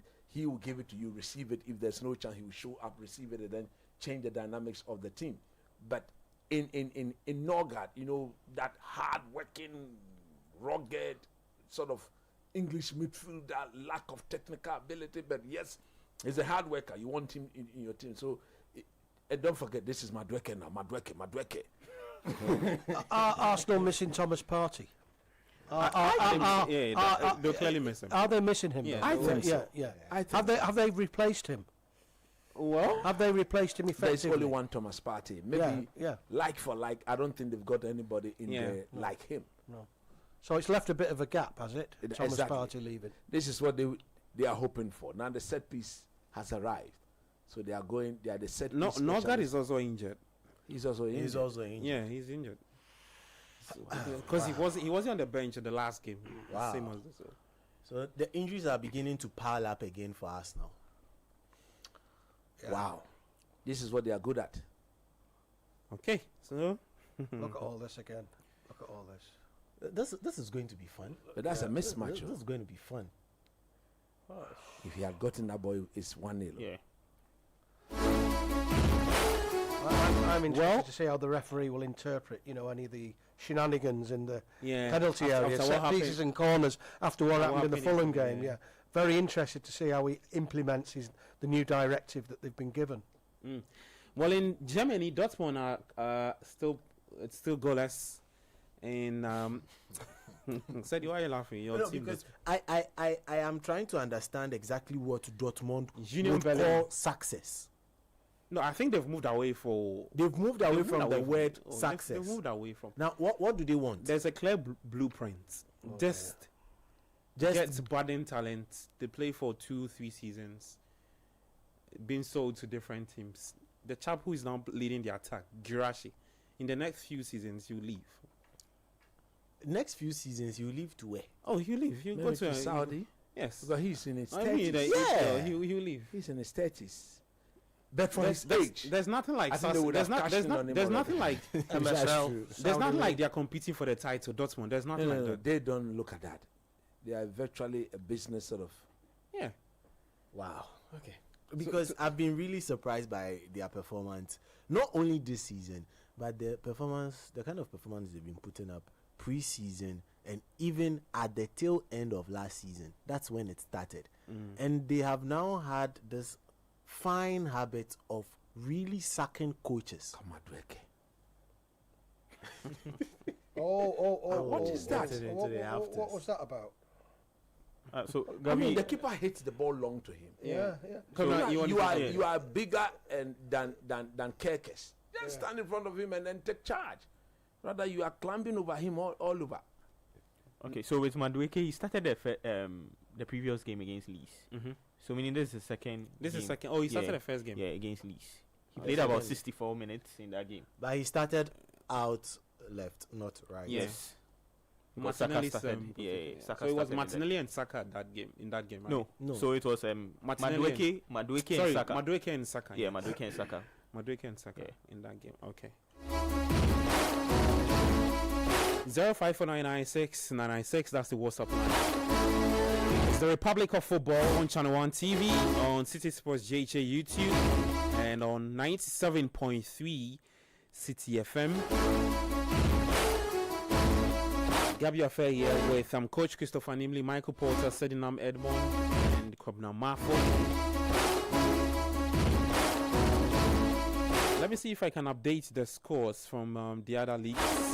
Mets have taken the lead against Paris FC. Did Madueke score? No.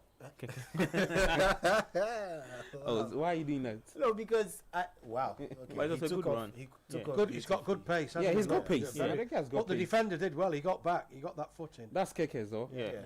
Andy Great, Robertson. great. What's the latest with Andy? Robertson is he's what? Did he? I think it was a virtually he has accepted the fact that he will now be a backup. Backup to Yeah. He's there. And especially with the way quality Slot wants to play this season. Yeah. I don't think Robertson will be the chap he wants to rely on. So it's just unfortunate that they brought in Frimpong, who's to play the right back. He's also injured, and clearly he doesn't also fancy Conor Bradley. Yeah. Because to have it out, Connor's a good also injured. No, but he's on the bench. He's on the bench. I think he struggled with injury. The same as the last game too. Same. He was on the bench. He's a very young boy. So he came on. Okay. From injury. Yeah, long term. He's a very young boy. Him and Jimmy Trafford. Him and Jimmy Trafford did a seasons-long loan at Bolton Wanderers. Oh, I mean, they were absolutely fantastic for the I club. see. You know, James Trafford and Conor Bradley. We had them at the same time for the full season, and their performances week in, week out was absolutely fantastic. And Conor Bradley in particular, I mean, he's still only a young boy. Yeah. I think he's still 20, 21 years of age. He's got so much potential, but as you say, he's had one or two injuries, you know, which have knocked him back a little bit. But clearly he's a play for the future for Liverpool. great. Let me get to YouTube and read some messages, and we'll come back and talk more. Still goalless at Anfield, Liverpool 0, Arsenal 0. Goalless at the Signal Iduna Park, Dortmund 0, Union Berlin 0. In the EPL later at 6 p.m, it's Aston Villa taking on Crystal Palace. In the French Ligue 1, we have Le Havre, who's currently taking the lead against Nice. At this point, Girassi, like Coach was saying, he needs to be looking at the Saudi League. What he did he miss a because Union Berlin literally handed the ball to him on the plate, ran. All you need to do is look at the goalkeeper. Just put the ball beyond the goalkeeper and it's in the goalpost, and you manage to hit the only target you have to miss. Well, Monaco and Strasbourg is Monaco 1, Strasbourg 0, Paris FC 0, Metz 1. Later 6:45, Lyon will take on Marseille. For the Serie A, Genoa taking on Juventus at 4:30. Same time, Torino Fiorentina. And then at 6:45 p.m. Inter will take on Udinese. Lazio will take on Verona in the Italian Serie A match day 3. Yes, Napoli. Yeah, you know they won 1-0. You know they scored in the 95th minute. Yes, Zambo and Griza. Right at the death. Oh boy. Yeah. 95 minutes they scored the winner. I think Conte still was looking for a striker. Yeah. What's happening to the Hoyland move to Coach? What's happening to the Hoyland move? I think it's done. It's done. Okay. 44 million euros obligation at the end of the season. Well, if they get Champions League football, they pay that money. Pay that money. Okay. Let's see. But it still wins out of 2 games for Antonio Conte's men. I watched that game. You should see Scott McTominay. Really enjoying life and Napoli. Don't worry, Michael. I'm just saying it's going to be very interesting talking about transfer. The transfer window ends next week, doesn't it? Yes. No, Tomorrow. So be very, very interesting to see because there's always last minute activity, isn't there? Yes. You know, who's going to go where, and to in and fro in, and it goes down to the wire, doesn't it? Yeah. It goes down to the last minute, and there's some big deals done. And I think there's a lot going on at the moment, isn't there? Yeah. But definitely tomorrow I'm expecting someone to end up blaming the fax machine for someone not moving. Yeah. Do they still have fax machines? For some strange reason. He's joking, right? But no, for some strange reason you'll get that tomorrow. I won't be surprised. Well, let's see. Let me get to YouTube and read some messages. GH Karim says we prefer the commentary more than the City. Okay, we'll do that. Thank you so much. I'll say Josiah says they can't score one safe. Okay, Gilbert Boabin, Liverpool 1, Arsenal 3. Jokeres hat-trick. Sweet Kwame says City showed. Okay. Sweet Kwame again crying and says, "Hey Pep." Kwabna Ebo says, "Coach, our club will rise up again to his glory days. Glory, Manchester United." Sweet Kwame comes back to say Pep wants attackers and not defenders. Fred Omari says, if Chalobah had done this to Muniz in the Chelsea box, what would be your decision? Guys, that was a clear foul. Okay. Sweet Kwame, I'll come back to you, said he. Sweet Kwame says, Doku, no end product. City with a crying emoji says, my City team has no R. Okay. Senam says Arsenal go win the game. Hey, Charlie, there's one guy on YouTube with some funny name. Big corner. This is a big corner. This 26 minutes gone. For Arsenal. That's for Arsenal, right? Arsenal, yeah. Their third corner. Their third corner. Yeah, I think this is a big chance here for Arsenal. Rice to set the corner. Outswing that. Comes in. Oh, really? That's really poor. What was Rice thinking? I don't know what he was doing. Okay. Senam says, okay, we'll work on that. Let me see if I can read some more messages. Says William Amponsa says you never walk alone. Ekitike and Salah scoring, Viet assisting. Asefua Okran says I'm surprised about coach's stake. Arteta keeps playing Odegaard even when he's playing poorly. He's only on the bench cause of the injury he had last week. I think we addressed that. Rafael Usu says win for Liverpool today. You never walk alone. Philip Tabby says Baleba guy looks finished. Yeah, the way he stressed, I knew that's what he was doing. Bafo Marco says Arsenal will win Liverpool by 5-0. Hey, Sweet Kwame says Martinelli is Doku's friend. No end product. Martinelli is just running. Okay. Anyaku Jonah says I'm just not feeling Zubimendi's impact in the game. Partey would have dominated this midfield. Okay, this one says Kufet says great job, guys. If I'm Jackson, I will push to move to Bayern. Chelsea wasn't fair with him. Okay. I like it when.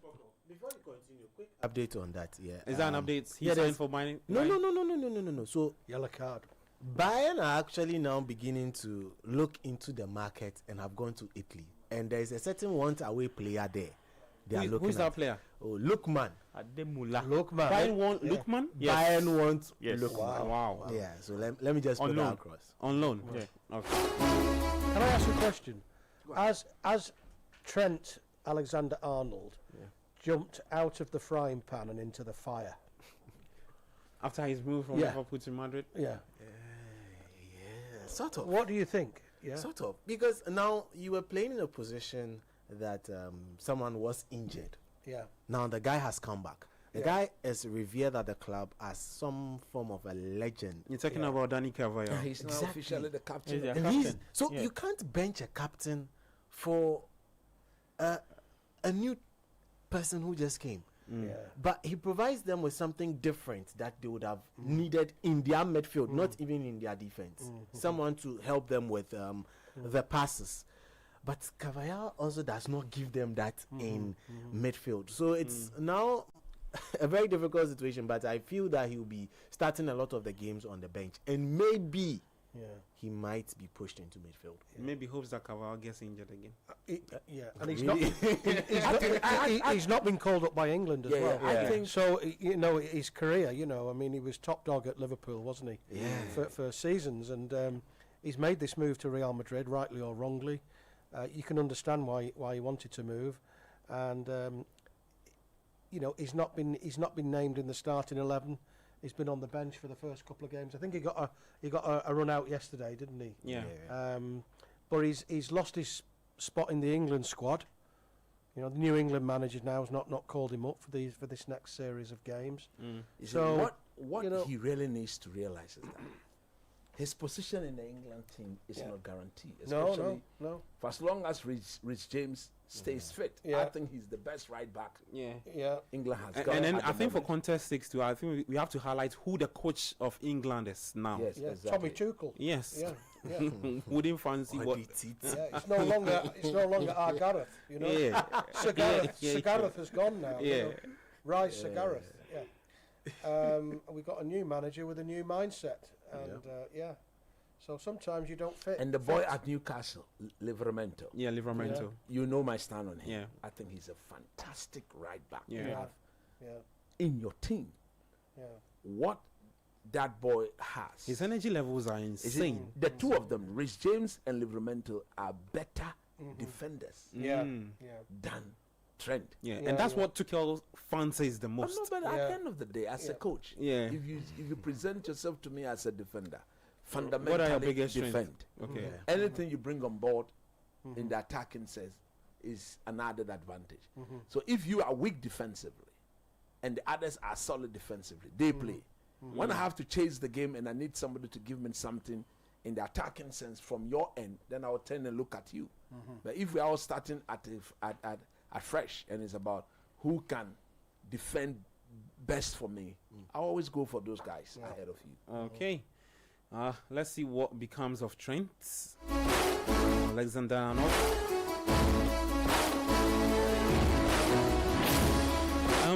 Guys, let's talk about Jackson, Bayern Munich, and Chelsea real quick.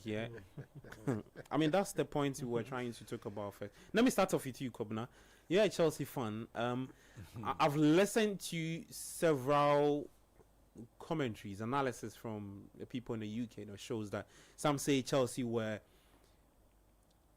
very harsh, unfair to Jackson. Some say, look, it's the ruthlessness of football. Jackson would have to come back and come and play.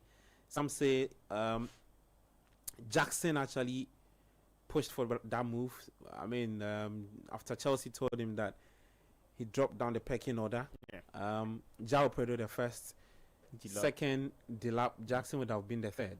But Jackson's camp, led by his agent Ali Barat, said that, look, they want to stay in Munich and finish that move. Loan deal, option to buy. Kobna, what's you've been following that story? How do you feel about the whole thing as a Chelsea fan first off? And how do you feel for Jackson? Because I don't think he'll come back with the same mindset to play or the same strength or commitment, if I want to put it. Okay, so this whole Jackson issue is very funny because I just feel like, first of all, I mean, this is just what I think.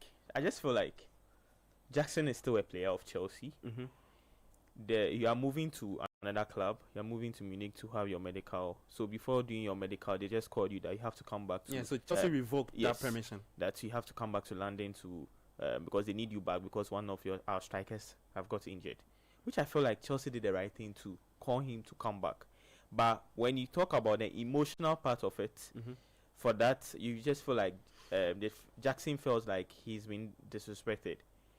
But when you think about the employer's side, well, I mean, Chelsea do have the right. Yes, they still have the right. So Jackson signed an 8-year contract with them. Who told you Jackson don't have the right? No, exactly. I'll get to that point though. But so you make it. But the only one thing is, with the way he's behaving, that should tell you clearly that when you force him to come to the club, he's not going to play his best. So the best thing they have to do is for him to just stay at Munich, because if you force him to come to England and to play for Chelsea, I'm sure he will even play worse. So the best thing is for him to just stay and just play for Bayern Munich. If you have to sell him permanently, that one will be better, because it looks like his relationship with Chelsea is over.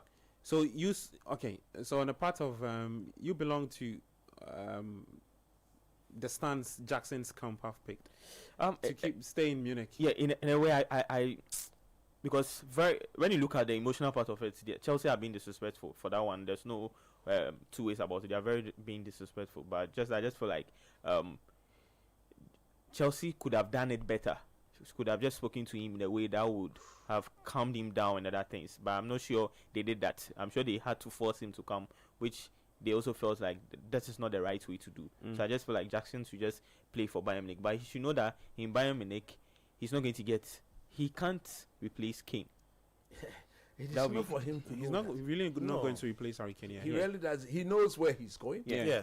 At the end of the day, you see, every story has got its genesis.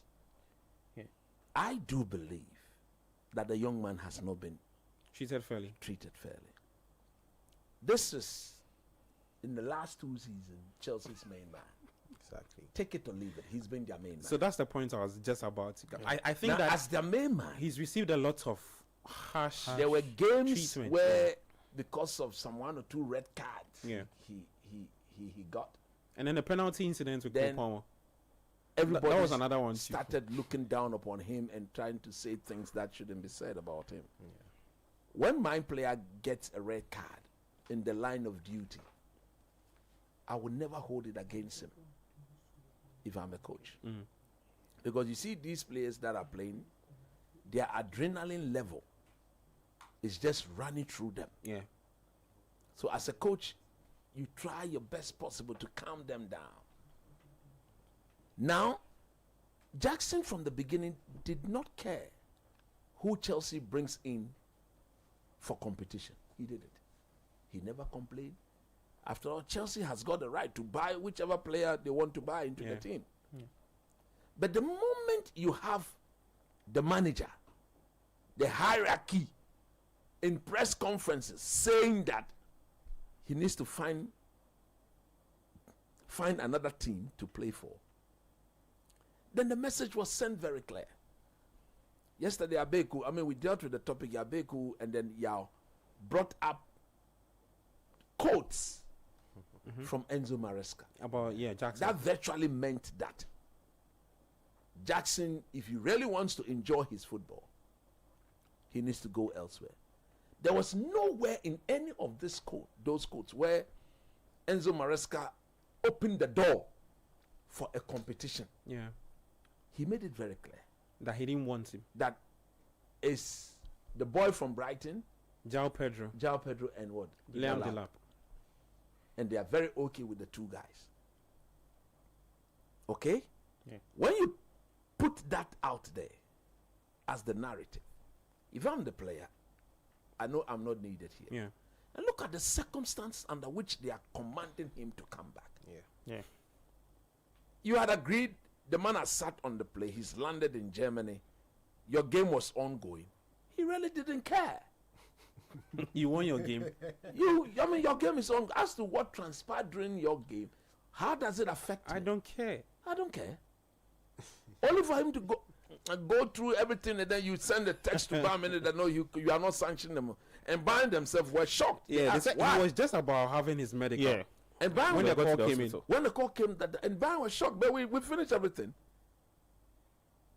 Bayern Munich got the man a private jet at their expense. Agreed? Yeah. Flew him from England Yeah. all the way to Germany. Of course, it's something Chelsea can pay. Yeah. At the end of the day, but if the club has got the right to do whatever they want to do, let's put it out there. Players too have got the right. Yeah. Yeah. Because don't forget, there are two parties to every contract. If you can abrogate the contract as at when you want, I can also abrogate the contract as at when I want. But I believe that Chelsea as a football club has not handled the team properly. Truth be told, yesterday we opened the phone line. A lot of Chelsea fans came with divergent views. But the fact still remains that they've made it very clear to him. So is he supposed to stay there? When Delap comes back from injury, he falls down to. Then he goes back to where he belongs. If you were the one, will you do that? Nope. If I'm the one, clearly I know that you are using me as a stopgard. Yeah. Temporary guy. Yeah. We need you because we need you to fix a problem. The moment the original person to the problem comes, you are out. So I support his agent in whatever they are doing. Yeah. Like I said yesterday, I'm going to repeat myself. He has to, through his agent, push the move and make sure. Yeah, they said they are not going to come back. Yeah, they are still in Munich. Sanction the move. Yeah, they're still in What Munich. sort of- They are not going to come You back. cannot treat a player Michael, like as a former player, what do you think will be running? Okay, so let's be the devil's advocate. He comes back to Chelsea after all that back and forth. The quote from Maresca saying that I don't really want you. Do you think you're going to be in the right state of mind to still give your best to the club?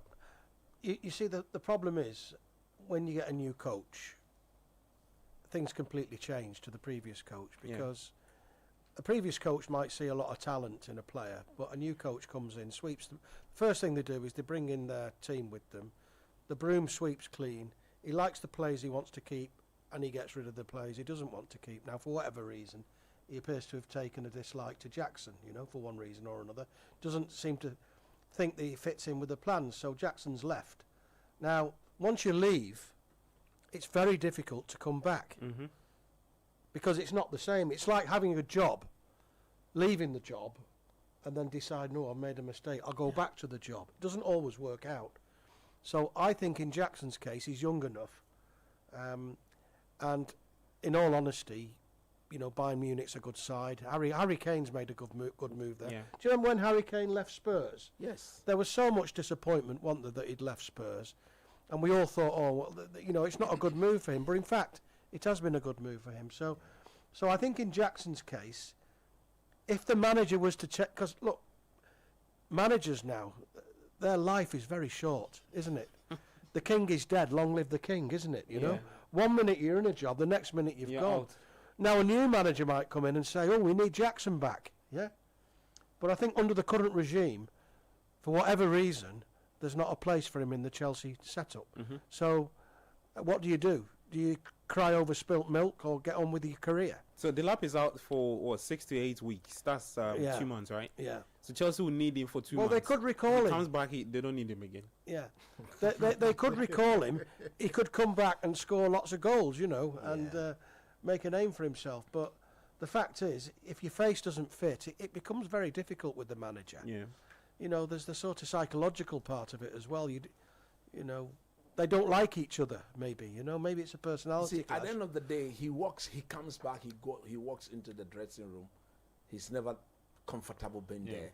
That's the after thing. all these guys, you never wanted That's the me thing. here. That's the thing. Yeah. Peripherally, he's going to be used. That's what we say. He's going to be used sparingly. Yeah. As at when go and play 2 minutes, 10 minutes. Come on. Yeah. I'd rather go and sit on the bench on a team that sees me as an integral part of whatever they are doing. Yeah. And that is Bayern Munich. They are ready to pay 15 million euros loan fee. Absolutely. That's what they were given to Chelsea. Yeah. 15 million loan fee. You want to go to a club where you're welcomed, Exactly. don't you? You don't want to stay at a club where you're not welcome. Not at all. Or you're Why arguing would with you? the manager, or you Yeah, don't arguing fit with the in. manager. What good is that? I mean, there was an incident last weekend of I don't know whether you saw that, Rangers, a player on the bench refused, the substitute, he refused to come on the pitch. The manager said, get stripped, you're on now. And he said, no, I'm not going on the pitch. Fell out with the manager. Didn't go on. Wow. Kepa Arrizabalaga in Just some reaction. Just some reaction coming in from Man City here. Pep Guardiola suggests Man City players were scared. They were scared? Since when? Yeah. In dramatic Brighton defeat, they said they forgot to play. He's accused his players of being scared, and they forgot how to play. This is breaking news. Lord have mercy. It's coming out now. The primary purpose of a player on the pitch in a team is to play football. So how do you tell us you've forgotten to play? Where does this? This is what Pep's just said in his interview. Wow, that's So, nice. strange thing to say. Well, let's see. We'll see what becomes of that Jackson move. He said you know how to buy. Quick one. You see, coach said there are two parties to this. I want to extend it further and make it three. That's right. There are three parties in this particular. Who is the third? Bayern Munich. Okay. Right.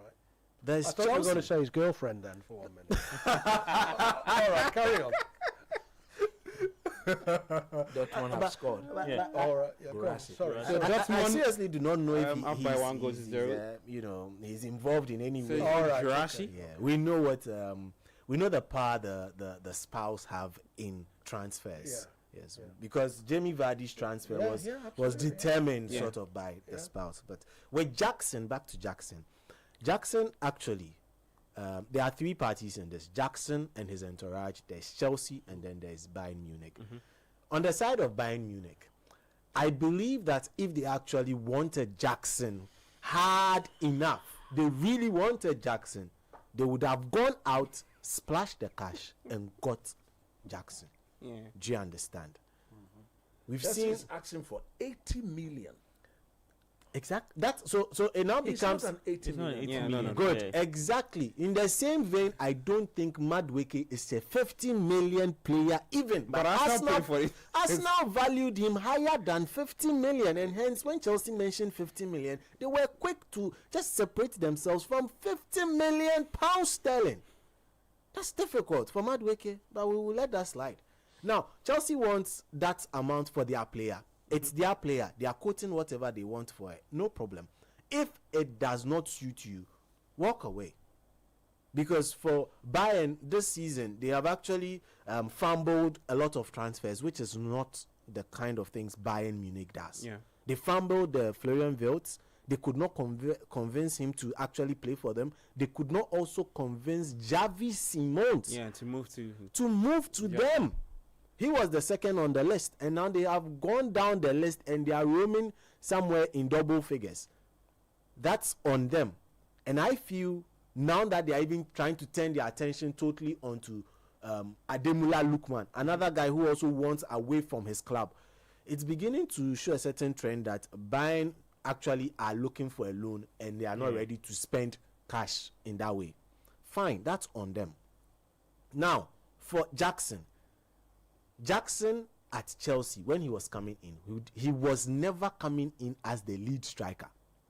Let all Chelsea fans debate this, but he was never ever coming in as the lead striker. Despite that, you have played him as your lead striker for possibly 2 seasons. He has gotten you double figures in the EPL each season he has played. 14 goals in his first season and 10 goals last season. That is 24 goals. I don't want to mention other clubs and just oppose them to their strikers. We beg you. You get where I'm coming from. Yeah, don't mention. However, for Jackson, the thing becomes his disciplinary issues. Oh, okay. Do you understand? Is that penalty incident with Cole Palmer part? No, the red card So against the back and forth with that I play, you play. You can say with that you can say they have a personal If you issue. decide to get rid of him because of that, why are you bringing him back? No, even coach, they even have a player now who has more disciplinary issues than Jackson. He had worse disciplinary issues at his former club than Jackson. I'm talking about Chelsea's newfound shining ornament. I know. Joao Pedro. Yeah. But all of a sudden, he got into Chelsea and he has changed. But yesterday, it was rearing its ugly head in their game versus Fulham. He needs to be very careful. But for Jackson, he has not helped matters with the kind of red cards he gets and when he gets those red cards. Okay. That is on his side as well. Now, so the point we are making is that he's gotten those red cards. Yeah. This is the way I see it. These red cards were acquired in the line of duty. Yeah. Okay? That is one of the hazards of football, if I may put it that way. After how many red cards are we talking about here? But numerous yellow cards. Two. No, two recently. And two. So there was one in the FIFA Club World Cup. That was the only game Chelsea lost. Yes, and the Newcastle. That's it. No, but why should you get rid of a player? And that was a game that could decide Chelsea's fate. Why in the Champions League? No, I don't know what. Did Chelsea not make Champions League? They did. So at the end of the day, if you are a team that believes in, shouldn't you sit him down? Yeah. And get him to understand the dynamics, that you should understand the situations under which we find ourselves. Therefore, when such situations are prevailing, this is the way we are. I expect you to behave. The likes of Rokin and Patrick Vieira and co, they had over 20 red cards during their career, but they were still playing, and nobody got rid of them because of that. The point I am making is that this has been your main man. I don't know in football, when is it your main man for? Look, at a point, Chelsea virtually relied on him for goals. Drogba instance. There you go. You see, Chelsea relied on Nicolas Jackson for goals. He was being at the end compared of the to day, Drogba. Charlie. For me, where I really do see the disconnect is the fact that the young man is not ready to fight for his position. Yeah. And it's not to cut it. Before they brought in Delap, right? No, before they brought in João Pedro, he said something. They asked him. So that's when his future at the club came up for discussion. And he was asked, and he said something about he's ready to compete. Of course. This was before João Pedro came in. This was before Chelsea played the semis. No, the quarters. That's right. In the FIFA Club World Cup. So at the time, it was just Delap and him. So he said he was ready to compete. And then the Pedro thing came in. And even you see, I don't know why Chelsea themselves. Look at it this way. You are in the Champions League. Yeah. You are in the EPL. You have the FA Cup to play. For competition. You have the Carabao Cup to play. And you need do they sincerely believe that only two, Delap and Pedro, those only two strikers? You need squad in depth, though. Now they say they want some chap before Sporting Lisbon. Now, if you don't get if you don't get the depth, Gyökeres is understudy. Yeah. If you don't get the depth, why do you push him away? Okay. If you go, it is not that maybe in terms of system or tactics, things, but naturally, if you are in every competition, you need 4 strikers in your team. I'm an advocate for that. How old is he? How old is he, Jackson? Jackson is 24. Yeah, he's still young, isn't he? Still very. That's why it is even shocking that Chelsea wants to get rid of him. And he's also looking at the World Cup coming. He wants games. He wants to play. He doesn't want to sit on the bench. He's been called up for his national team. Yeah. What's his national team? Senegal. Senegal. Yeah. Right. Let's take a quick break. But before that, let me just update you. So that game between Liverpool and Arsenal is goalless at Anfield. At the Signal Iduna Park, Dortmund 1, Union Berlin 0. Let's see for the other leagues in Spain. Villarreal taking the lead against Celta Vigo. So Villarreal looking to get another win. And after taking the lead against Celta Vigo. And guess who scored for Villarreal? Nicolas Pepe. He's having a fantastic time there for the Yellow Submarines. Like scoring for. They are leading? Yes. They just took the lead against Celta Vigo. I think Partey is on. So if they win, they'll get 12 points. Yeah. So, but let's go for a quick break. When we come back, we'll talk some more. 4:30, we'll activate the phone lines. The time is yours. Call us and let's get talking. Anything you want to touch on? That's if you're watching the Liverpool game, you can call. Anything, just call us. 97.3. I'm Gabriel. I'm here with Coach Christopher Nimley, Michael Porter, Sedinam Edmond, and also Kobna Mafu. We're live on Channel 1 TV and also live on YouTube, Citi Sports JHA, Channel 1 TV. We're taking a quick break. When we come back, There's more talk for you. This is the Republic of Football. Don't go away.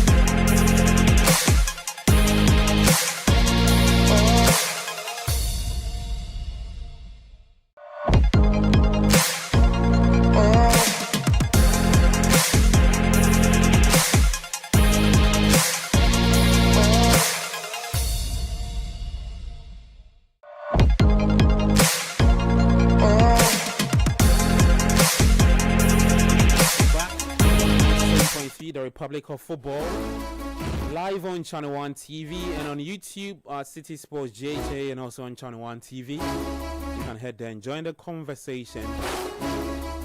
Just reviewing the matches and also previewing what's to come.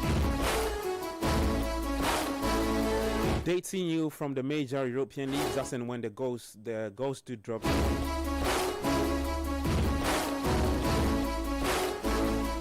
I've got Coach Christopher Nimley in studio with me.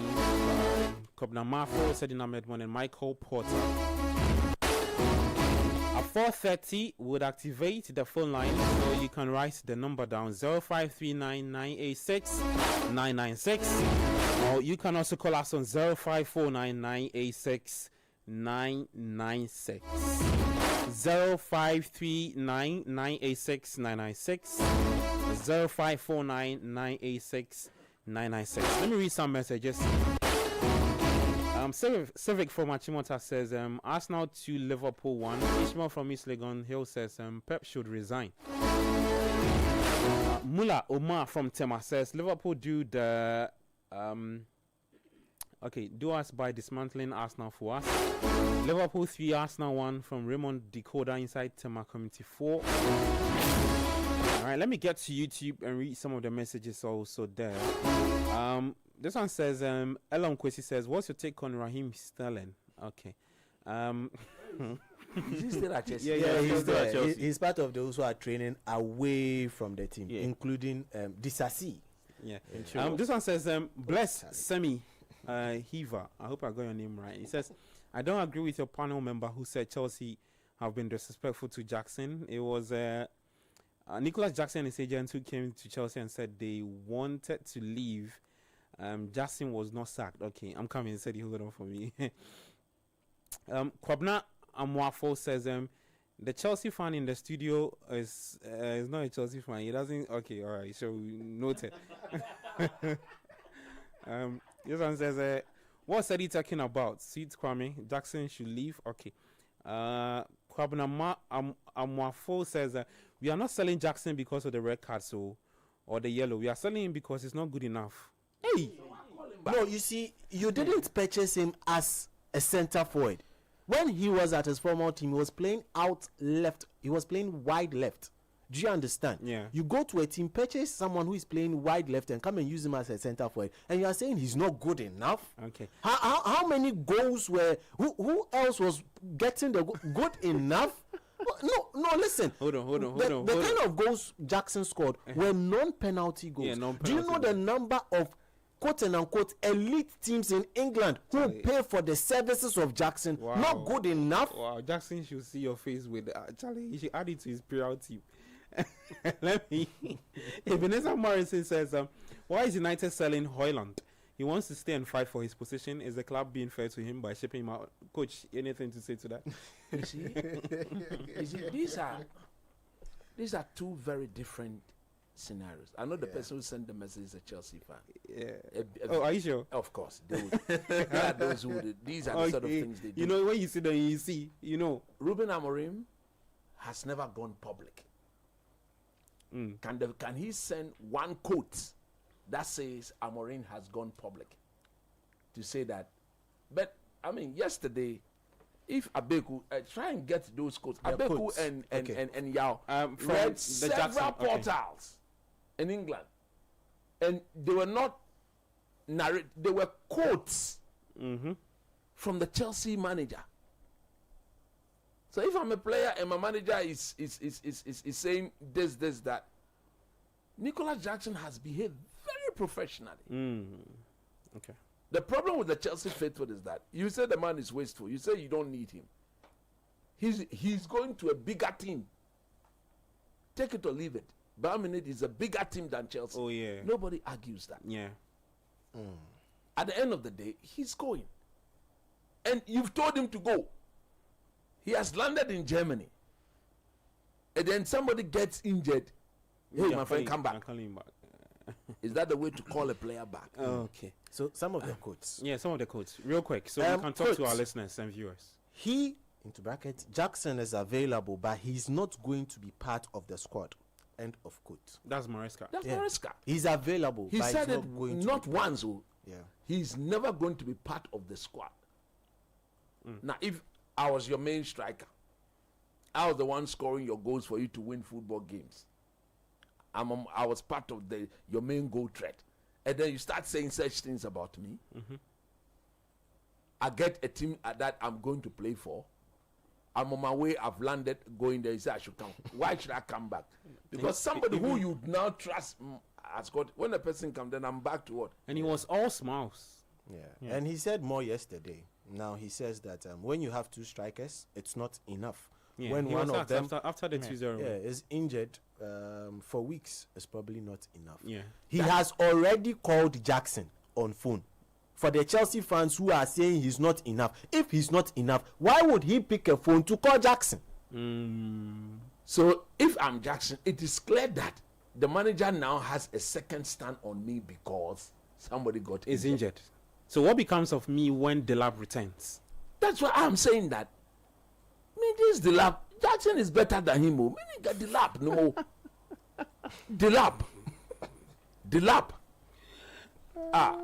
He should have just kept the three of them. Okay. That would have rather brought the best out of the three of them. Yeah. Compete. The slot is not home and dry for anybody. You must deserve your place in the team. It's as simple as that. Okay. So as final for Rasmus, Højlund, there's Sesko. Yeah. Cunha in Buemo can all deputize as number 9. Zexi. There is Zexi. There is another. There is the young boy Obi. Yeah. So he says it, and he's going to Napoli. He is happy to go. After all, Man United is not calling him back. You are calling somebody you say you don't want to come back. Is that the same scenario? Let me give you another quote. Real quick, so On we the talk to 15th our listeners. On the 15th of this month. Yeah, that's what I was thinking. He said, Enzo Maresca said, and I quote, he is training with us, into bracket, the first team, but he is not going to be involved. Yes, he said, or your ponko. The idea is him to more ponko or training by Coach. Continue. He's just training, but he's never going to be involved in the games. It means you want to sell him. I'm sure Michael is wondering what Pongo is. Yeah, Mike, do you know what Pongo is? Who? Pongo. Pongo. Yeah. No, It's enlighten me. The coach of Chelsea said, he's training with Jackson is training with us, but he's never going to get involved in the game. Right, yeah. Which means you are using him as a training horse. Yeah, yeah. Is that not what it means? No, but as a player, why should I train? There's no point. There's no point. There's no point. There's no point. He's a former footballer. He played for Bolton. You can run the race but never win it. Yeah. Yeah. Yeah. Well, let's talk to our listeners and viewers. 0539 986 996 0549 986 996. Please call us. Let's get talking. Anything you want to touch on the Jackson saga, Chelsea, Bayern Munich. Thomas Partey is on for Villarreal. Villarreal taking the lead. Okay. Elsewhere in France, they have 2. Nice 1. Monaco have also added another goal. It's 2 for Monaco, Strasbourg 0. Paris FC and Metz is 2-all. And for Germany, Dortmund still holding on to the early lead 1-0 in favor of Dortmund. In the Italian Serie A, Genoa are playing Juventus goalless. Torino are also taking on Fiorentina goalless in that game. 05399696. Call us and let's get talking. The Republic of Football, Gabi Ofe here with Coach Christopher Nimley, Michael Porter, Sedin Ahmed Monkobna Mafo. Hi, your name and where are you calling from? Good afternoon. My name is Ni and I'm calling from Barcelona. Your name is William. Ni, all right. Ni, what do you want to talk about? Oh, well, I've been laughing all out at home when I'm hearing how diabolic, if I may use that word, how diabolic coach is trying to make the whole Jackson situation feel like. And of course, that's the subject I would like to speak on. Okay? Yes, it's very true that Maresca has made these situations that the telepanelist on the show is very quoted. But he also further went ahead to say that my idea number 9 is exactly Nicolas Jackson. What about that? Why is that being omitted out of the quotation? And I also remember on certain occasions, and I think 2 different occasions where he has come out publicly to say that if anything doesn't happen in the transfer window, Jackson is being integrated back into the squad. Does this quotations show that he didn't really like it. You know, there are so many things that go on in this club that you might not know about. But what comes out publicly that we know about definitely. And there was a point where somebody made, one of the panelists made a statement where that he was also, Jackson was also looking ahead to the World Cup. And the reason why maybe doesn't want to come back as Citi's coordinator. And coach agreed that in that same game, he doesn't agree that maybe he wants to go and play elsewhere, looking ahead to that same World Cup. This is not consistency, that's inconsistency, and that's very diabolic. And yes, I agree. I very much agree that in some aspects, Chelsea has not actually treated Jackson well. But the fact lies clearly that even this contract, or this contract with Bayern Munich that Jackson is going on, it was not a permanent move, it was a loan. Even now, since Jackson is not to come back, Chelsea is insisting that, okay, fine, if you don't want to come back, then let Bayern Munich sign on a permanent basis. And Bayern Munich are refusing to the point that they are going back or going into the market to Italy to look for Lookman for Matalanta, because they don't want to buy a permanent player for the club. Probably they need the person for just one season or something. And this is a league game, so we are functioning a league game later. The situation where they are saying come back. Why should this be a big issue? That Chelsea is not keeping Jackson well, Jackson does not come from. Okay. Don't keep back and forth about all of this thing. So, I mean, if they are being educated, we need to be really well educated so that everybody can see the whole back and forth of the situation. Okay, just hold on and hear from coach. So when you talk about somebody being diabolical, then it means the two situations are very similar. Man United have not said anywhere that they don't want Kobe Mainoo. Have you ever heard Ruben Amorim make such comment of Kobe Mainoo? No, you cannot prove that. So the two situations are not the same. Amorim is on record to have said that he wants Kobe to stay. He wants him to fight for his position. That is very different from your coach describing somebody as a training horse that will not be involved in the game. Isn't it? Nia, I hope you get it. Isn't it? No, don't laugh. Isn't it? No, isn't it? He can't help it with a training horse. It's a training horse. He said he will train, but he will not be involved. Nia, I hope you understand, because you have to make way for some other people. Thank you so much. 05399696 0549986996. Call us and let's get talking. Hi, your name, where are you calling from? Okay, we don't have anyone on the line. 0549 986 996 0539 986 996. The time is now yours, our listeners and our viewers. Let's get talking. Hi, your name and where are you calling us from? Good evening. I'm calling from Medina. Thank you so much. Your name, please. I'm Otunfo. Otunfo, what do you want to talk about? Okay, so I just want to have a little say on the Jackson situation. Please go ahead. That coach is defending Jackson today. He's the same person who has been ridiculing him. Coach is not defending Jackson. I think maybe you missed the earlier submission of coach. If you paid particular attention, he gave you a proper breakdown. In fact, analyze what it means for both parties, how the whole issue started. So when you say that, I don't understand.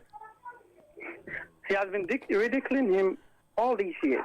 And no, we also have to be fair to Chelsea. Otunfo, we are talking about now. We are talking about Jackson's situations with Bayern Munich, and we are talking about why Chelsea have decided to recall him back after the Delap injury. You get the whole point.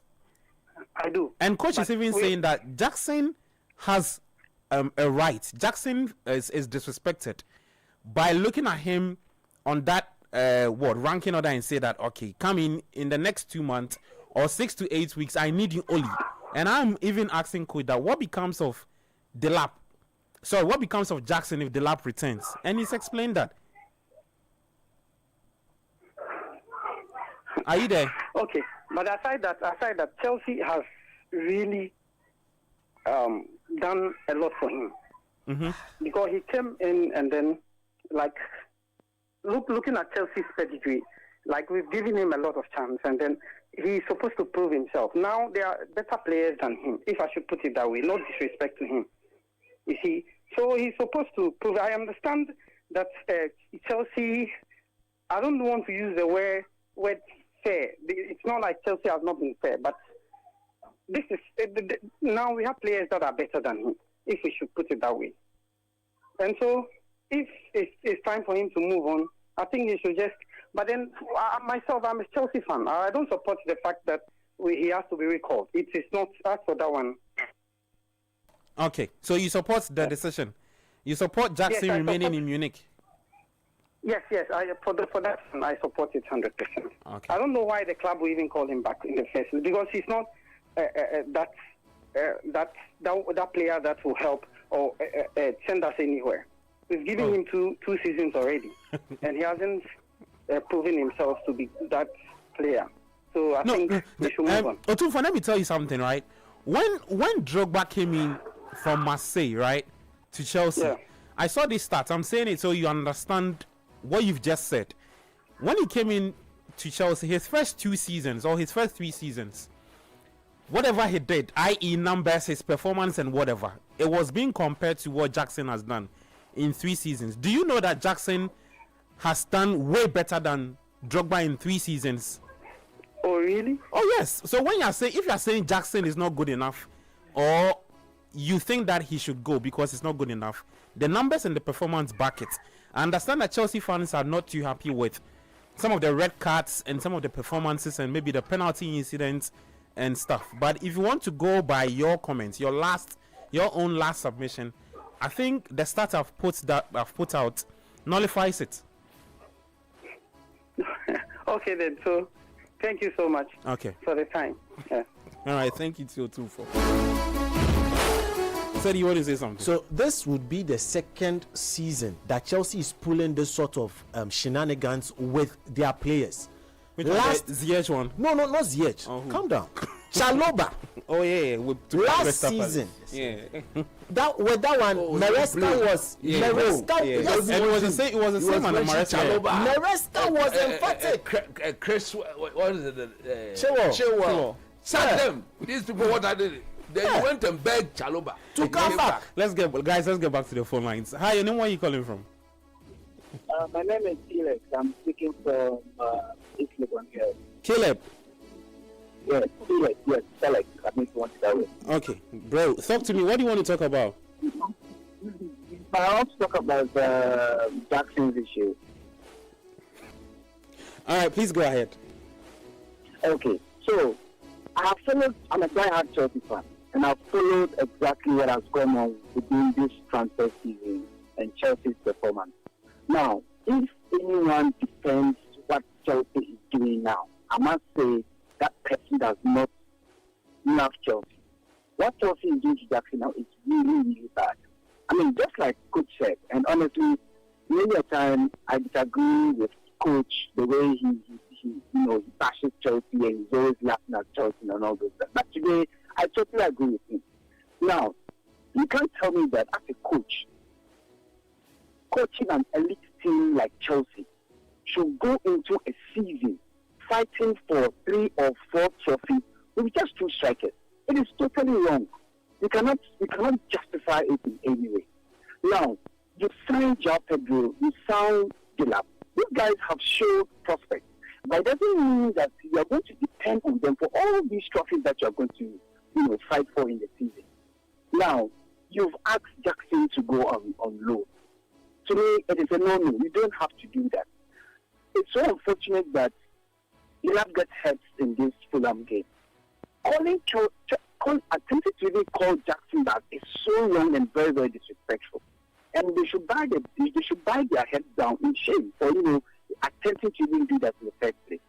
This guy was brought in to play on the left wide. He was never brought in to play as a lead or as an attacking forward in the game, for Chelsea. Be that be the case. This guy has flourished. Fine, he's been very youthful. but he's not a center forward. He's not a leading striker, and he's helped the team get 2 digit goals in 2 seasons. And as you were saying, he's performed way better than Doba did in his first 2 terms in Chelsea. Let's give that guy a break. He's done so well. Okay. He's done so well. All and right. we should appreciate whatever he's done for us. All right, thank you so much, Caleb. We appreciate you, yeah?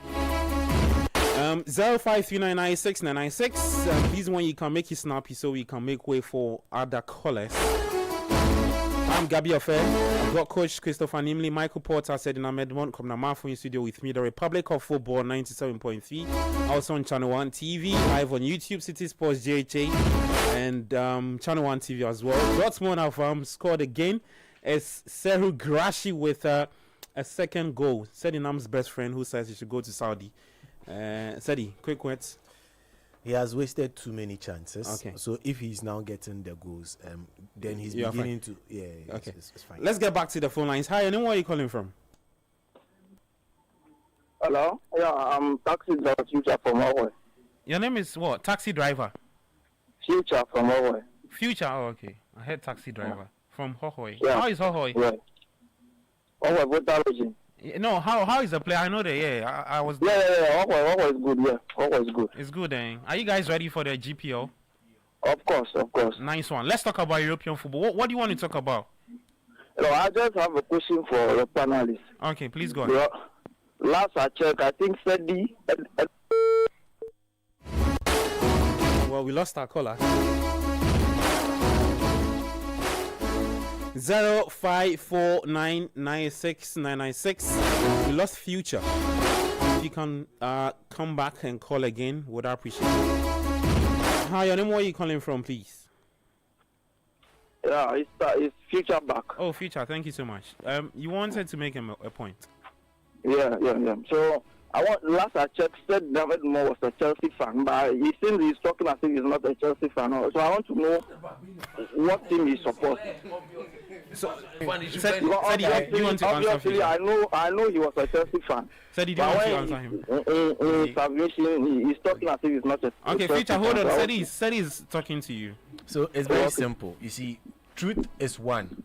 Truth hurts. Truth is painful. That's all I have to say. Are you okay, Future? He's not answered my question. Which club does he support? So if the man is a Chelsea fan and Chelsea are not treating the players well, you should come and say yes. Because he's not talking as if he's a Chelsea fan. He said he should say it's not about being a Chelsea fan. No. You see, Chelsea fans need to understand that there is Magui. They should also try and recall him. Also. Let me make Future understand something. Future. Yeah. If Nicolas Jackson was your elder brother, right? He's playing for Chelsea now. You are very close to him, and he's being treated that way. What side would you pick? For me, I'm against Chelsea calling Nicolas Jackson back because Chelsea has not treated him well. As for that one, so that's the point that he's making. That's not what I'm saying. Not about Nicolas Jackson issue, but when Sedi is submitting on Chelsea, he talks as if he's not a Chelsea fan. Oh boy, that's what I'm saying. The last time I watched him on Scorecard. He should say he's a Chelsea fan. Because last I checked, he's a Chelsea fan. I know. That's why I'm asking which club does he support. I want to know the club he supports, so we know he's not a Chelsea fan again. Came for you. Thank you so much, Future. We appreciate it. It's a third goal for 1-1. Oh, okay. Oh, wow. So Tavigo, sorry. So Tavigo 1, Villarreal 1. 05499696. We have 8 minutes and then we are out of the studio. I'm Gabi Ofes, the Republic of Football 97.3. Hi, your name, where are you calling from, please? Yeah, I am American Day Students SP. I'm from Bongo, all the way from Upper Region. I didn't get your name, bro. The name is American Day Students SP. American Day Students FC. Students SP. Student SP. Yeah. Wow. Okay. Yeah, I'm from Bongo. Please talk to me, bro. I think the way the Chelsea is treating the players is not fair. like one of the panelists cited an example how they treated Chaloba last season. It wasn't fair, and what they are trying to do to Jackson, I think he should not return to the team. I'm a Chelsea fan, but some of the utterance of the coach wasn't fair. So I think they should know how to handle their players. Thank you very much. All right, thank you, SP. I appreciate it. Also in France, says Monaco 2, Strasbourg 2. Wow. In Spain, Celta Vigo have also equalized.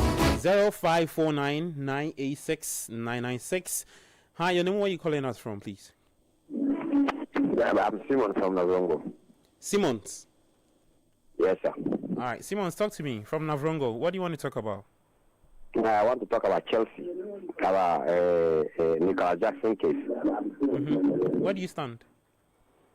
Actually, what I want to say is Nicolas Jackson shouldn't have even picked Enzo Maresca's call.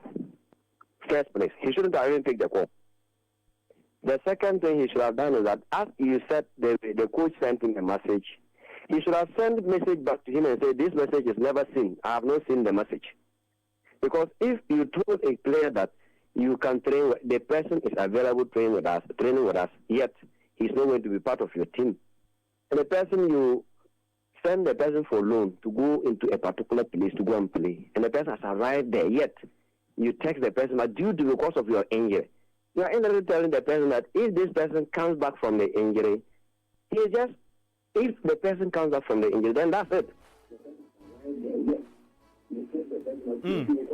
Okay. I just think Nicolas Jackson should just forget of them, stay in Bayern Munich, try for his position there, and if possible, if he's able to perform well next year, if they are able to pay for his release clause, then he should stay there, play his football. Okay. Thank you very much. All right. Thank you so much, Simon. When I always say that this segment cracks me up, now you understand. City. So actually, we all would like Jackson to stay at Bayern Munich, but unfortunately, documents have not been signed. Yeah. So now he has no option. Even the medicals, he didn't do it. No, so he has no option. He's just on an extended holiday at this point in time. Yeah, Interestingly enough, he has no option than to return. Okay. Either way, Bayern Munich can actually say that we'll buy him for the fee you guys are requesting, which Bayern don't seem. It's either they reduce the fee, or Bayern will not entertain anything like that. At this 11th hour, who will pay 80 million for it? You see, the fact of the matter is they have not treated the boy fairly. Yeah. Okay. They did the same thing to Chaloba. You know, last year we came here, we sat here, we spoke against that thing. And Chaloba ended up as one of their best players. And now he's an untouchable in the team. Let's pick our final caller. We'll dedicate the final 2 minutes to Kumasi Asante Kotoko because we don't have any caller. It's their 90th anniversary today, 31st again. So more like Kotoko's birthday. Just in case you're wondering, we'll just dedicate some few minutes to them. Let me just update the scores, and it's a wrap at 5 p.m. Let me update the scores. Celta Vigo 1, Villarreal 1. Thomas Partey is on for Villarreal. I thought they were going to run away with all 3 points, but looks like Celta do have different ideas. At Anfield 2 is Liverpool 0, Arsenal 0. Wow, 69 minutes. Eberechi Eze is on for Arsenal. Wow, Eze for Martinelli. Eze, yeah, for Martinelli. Let's see. Odika that we are told was not fit. He's also on. Okay, so we'll play the last 20 minutes and maybe some extra time. All right, so 2 minutes to wrap up. Let me just update the scores and we'll be out of here. Later tonight at the Villa Park is Aston Villa taking on Crystal Palace at 6 p.m. In the French Ligue 1, Le Havre 2, Nice 1, Monaco 2, Strasbourg 2, Paris FC 3, Metz 2. Later at 6:45 is Lyon taking on Marseille. In Germany, Wolfsburg and Mainz played out a 1-0 draw. Dortmund 2, Union Berlin 2, FC Cologne will take on Freiburg later at 5:30 p.m. In the Italian Serie A, Genoa 0, Juventus 0, Torino 0, Fiorentina 0. Inter will take on Udinese, Lazio take on Verona. In the Italian Serie A, match day 3. Alright, so this is the Republic of Football on 97.3, live on Channel 1 TV, and on YouTube, Citi Sports JHA, and all.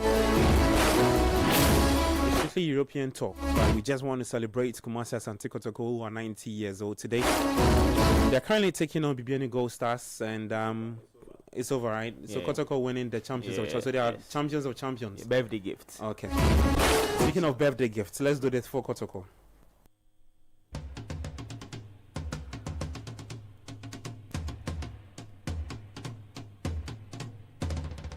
Asante Kotoko say yeah, yeah. Asante Kotoko say yeah, yeah. Asante Kotoko yeah. Asante Kotoko yeah.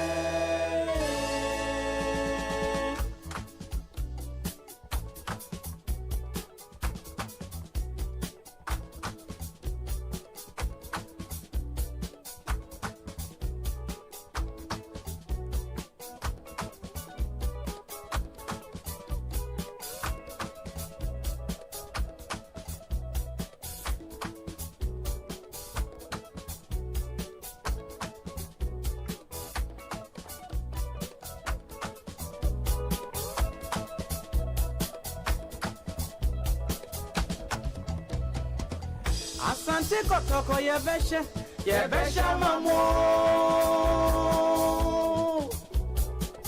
Asante Kotoko yebesha mamo.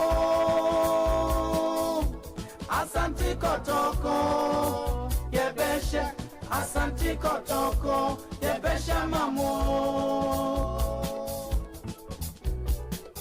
Asante Kotoko yebesha mamo.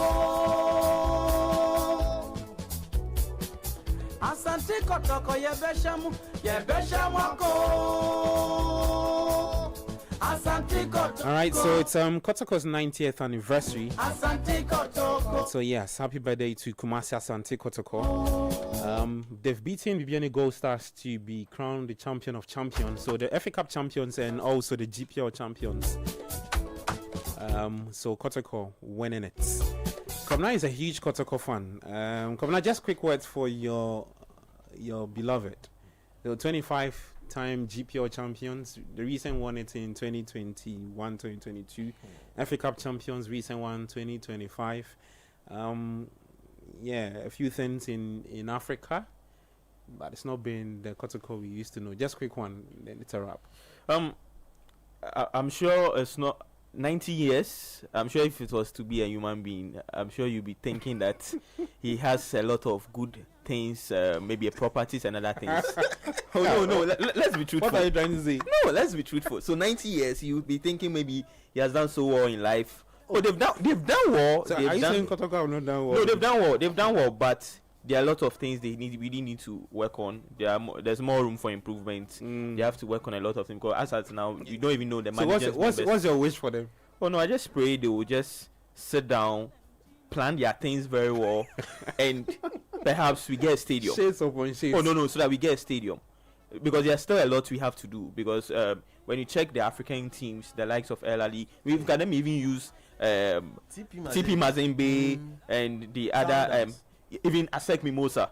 They are doing so well in how to manage their teams and other things. But for Kotoko, there are a lot of back and forth. So I'm sure 90 years, I'm sure they have to sit down to work on a lot of things. Their training grounds, they have to work on it very well.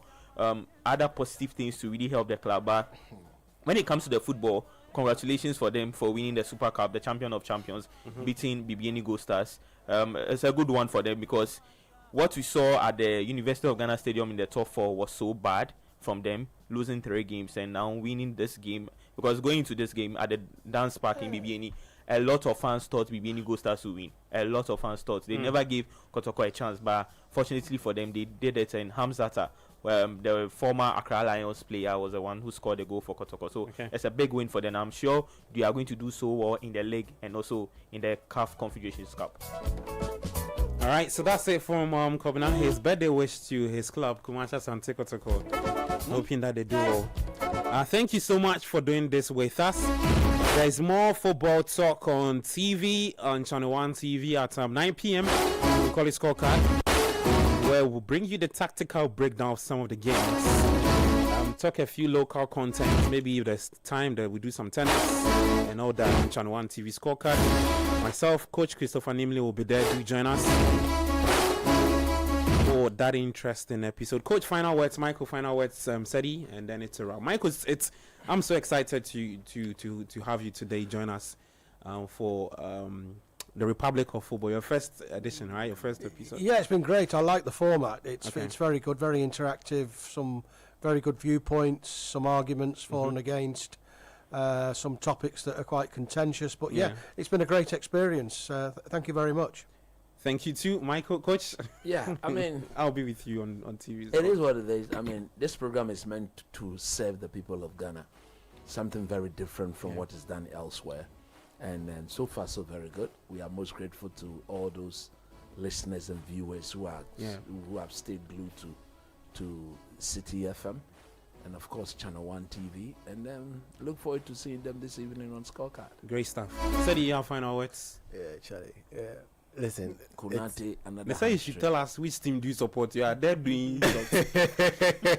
But unfortunately, Kunate has just altered the plans of Liverpool.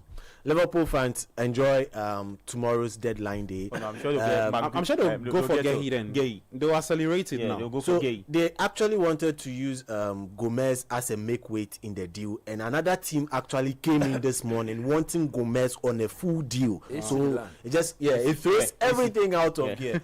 Tomorrow is going to be very fascinating and exciting for me. So I'm just looking out for the month of Manchester September. United too have agreed personal term with Emi Martinez. Yeah, good one. Villa are open to sell, but they've also gone now to Lamens. Yeah, yes. Villa have gone to Lamens. Yeah, they want Lamens. But Man United too have submitted a final bid, take or leave it bid to Lamens. So I mean, it's going to be interesting. Wow.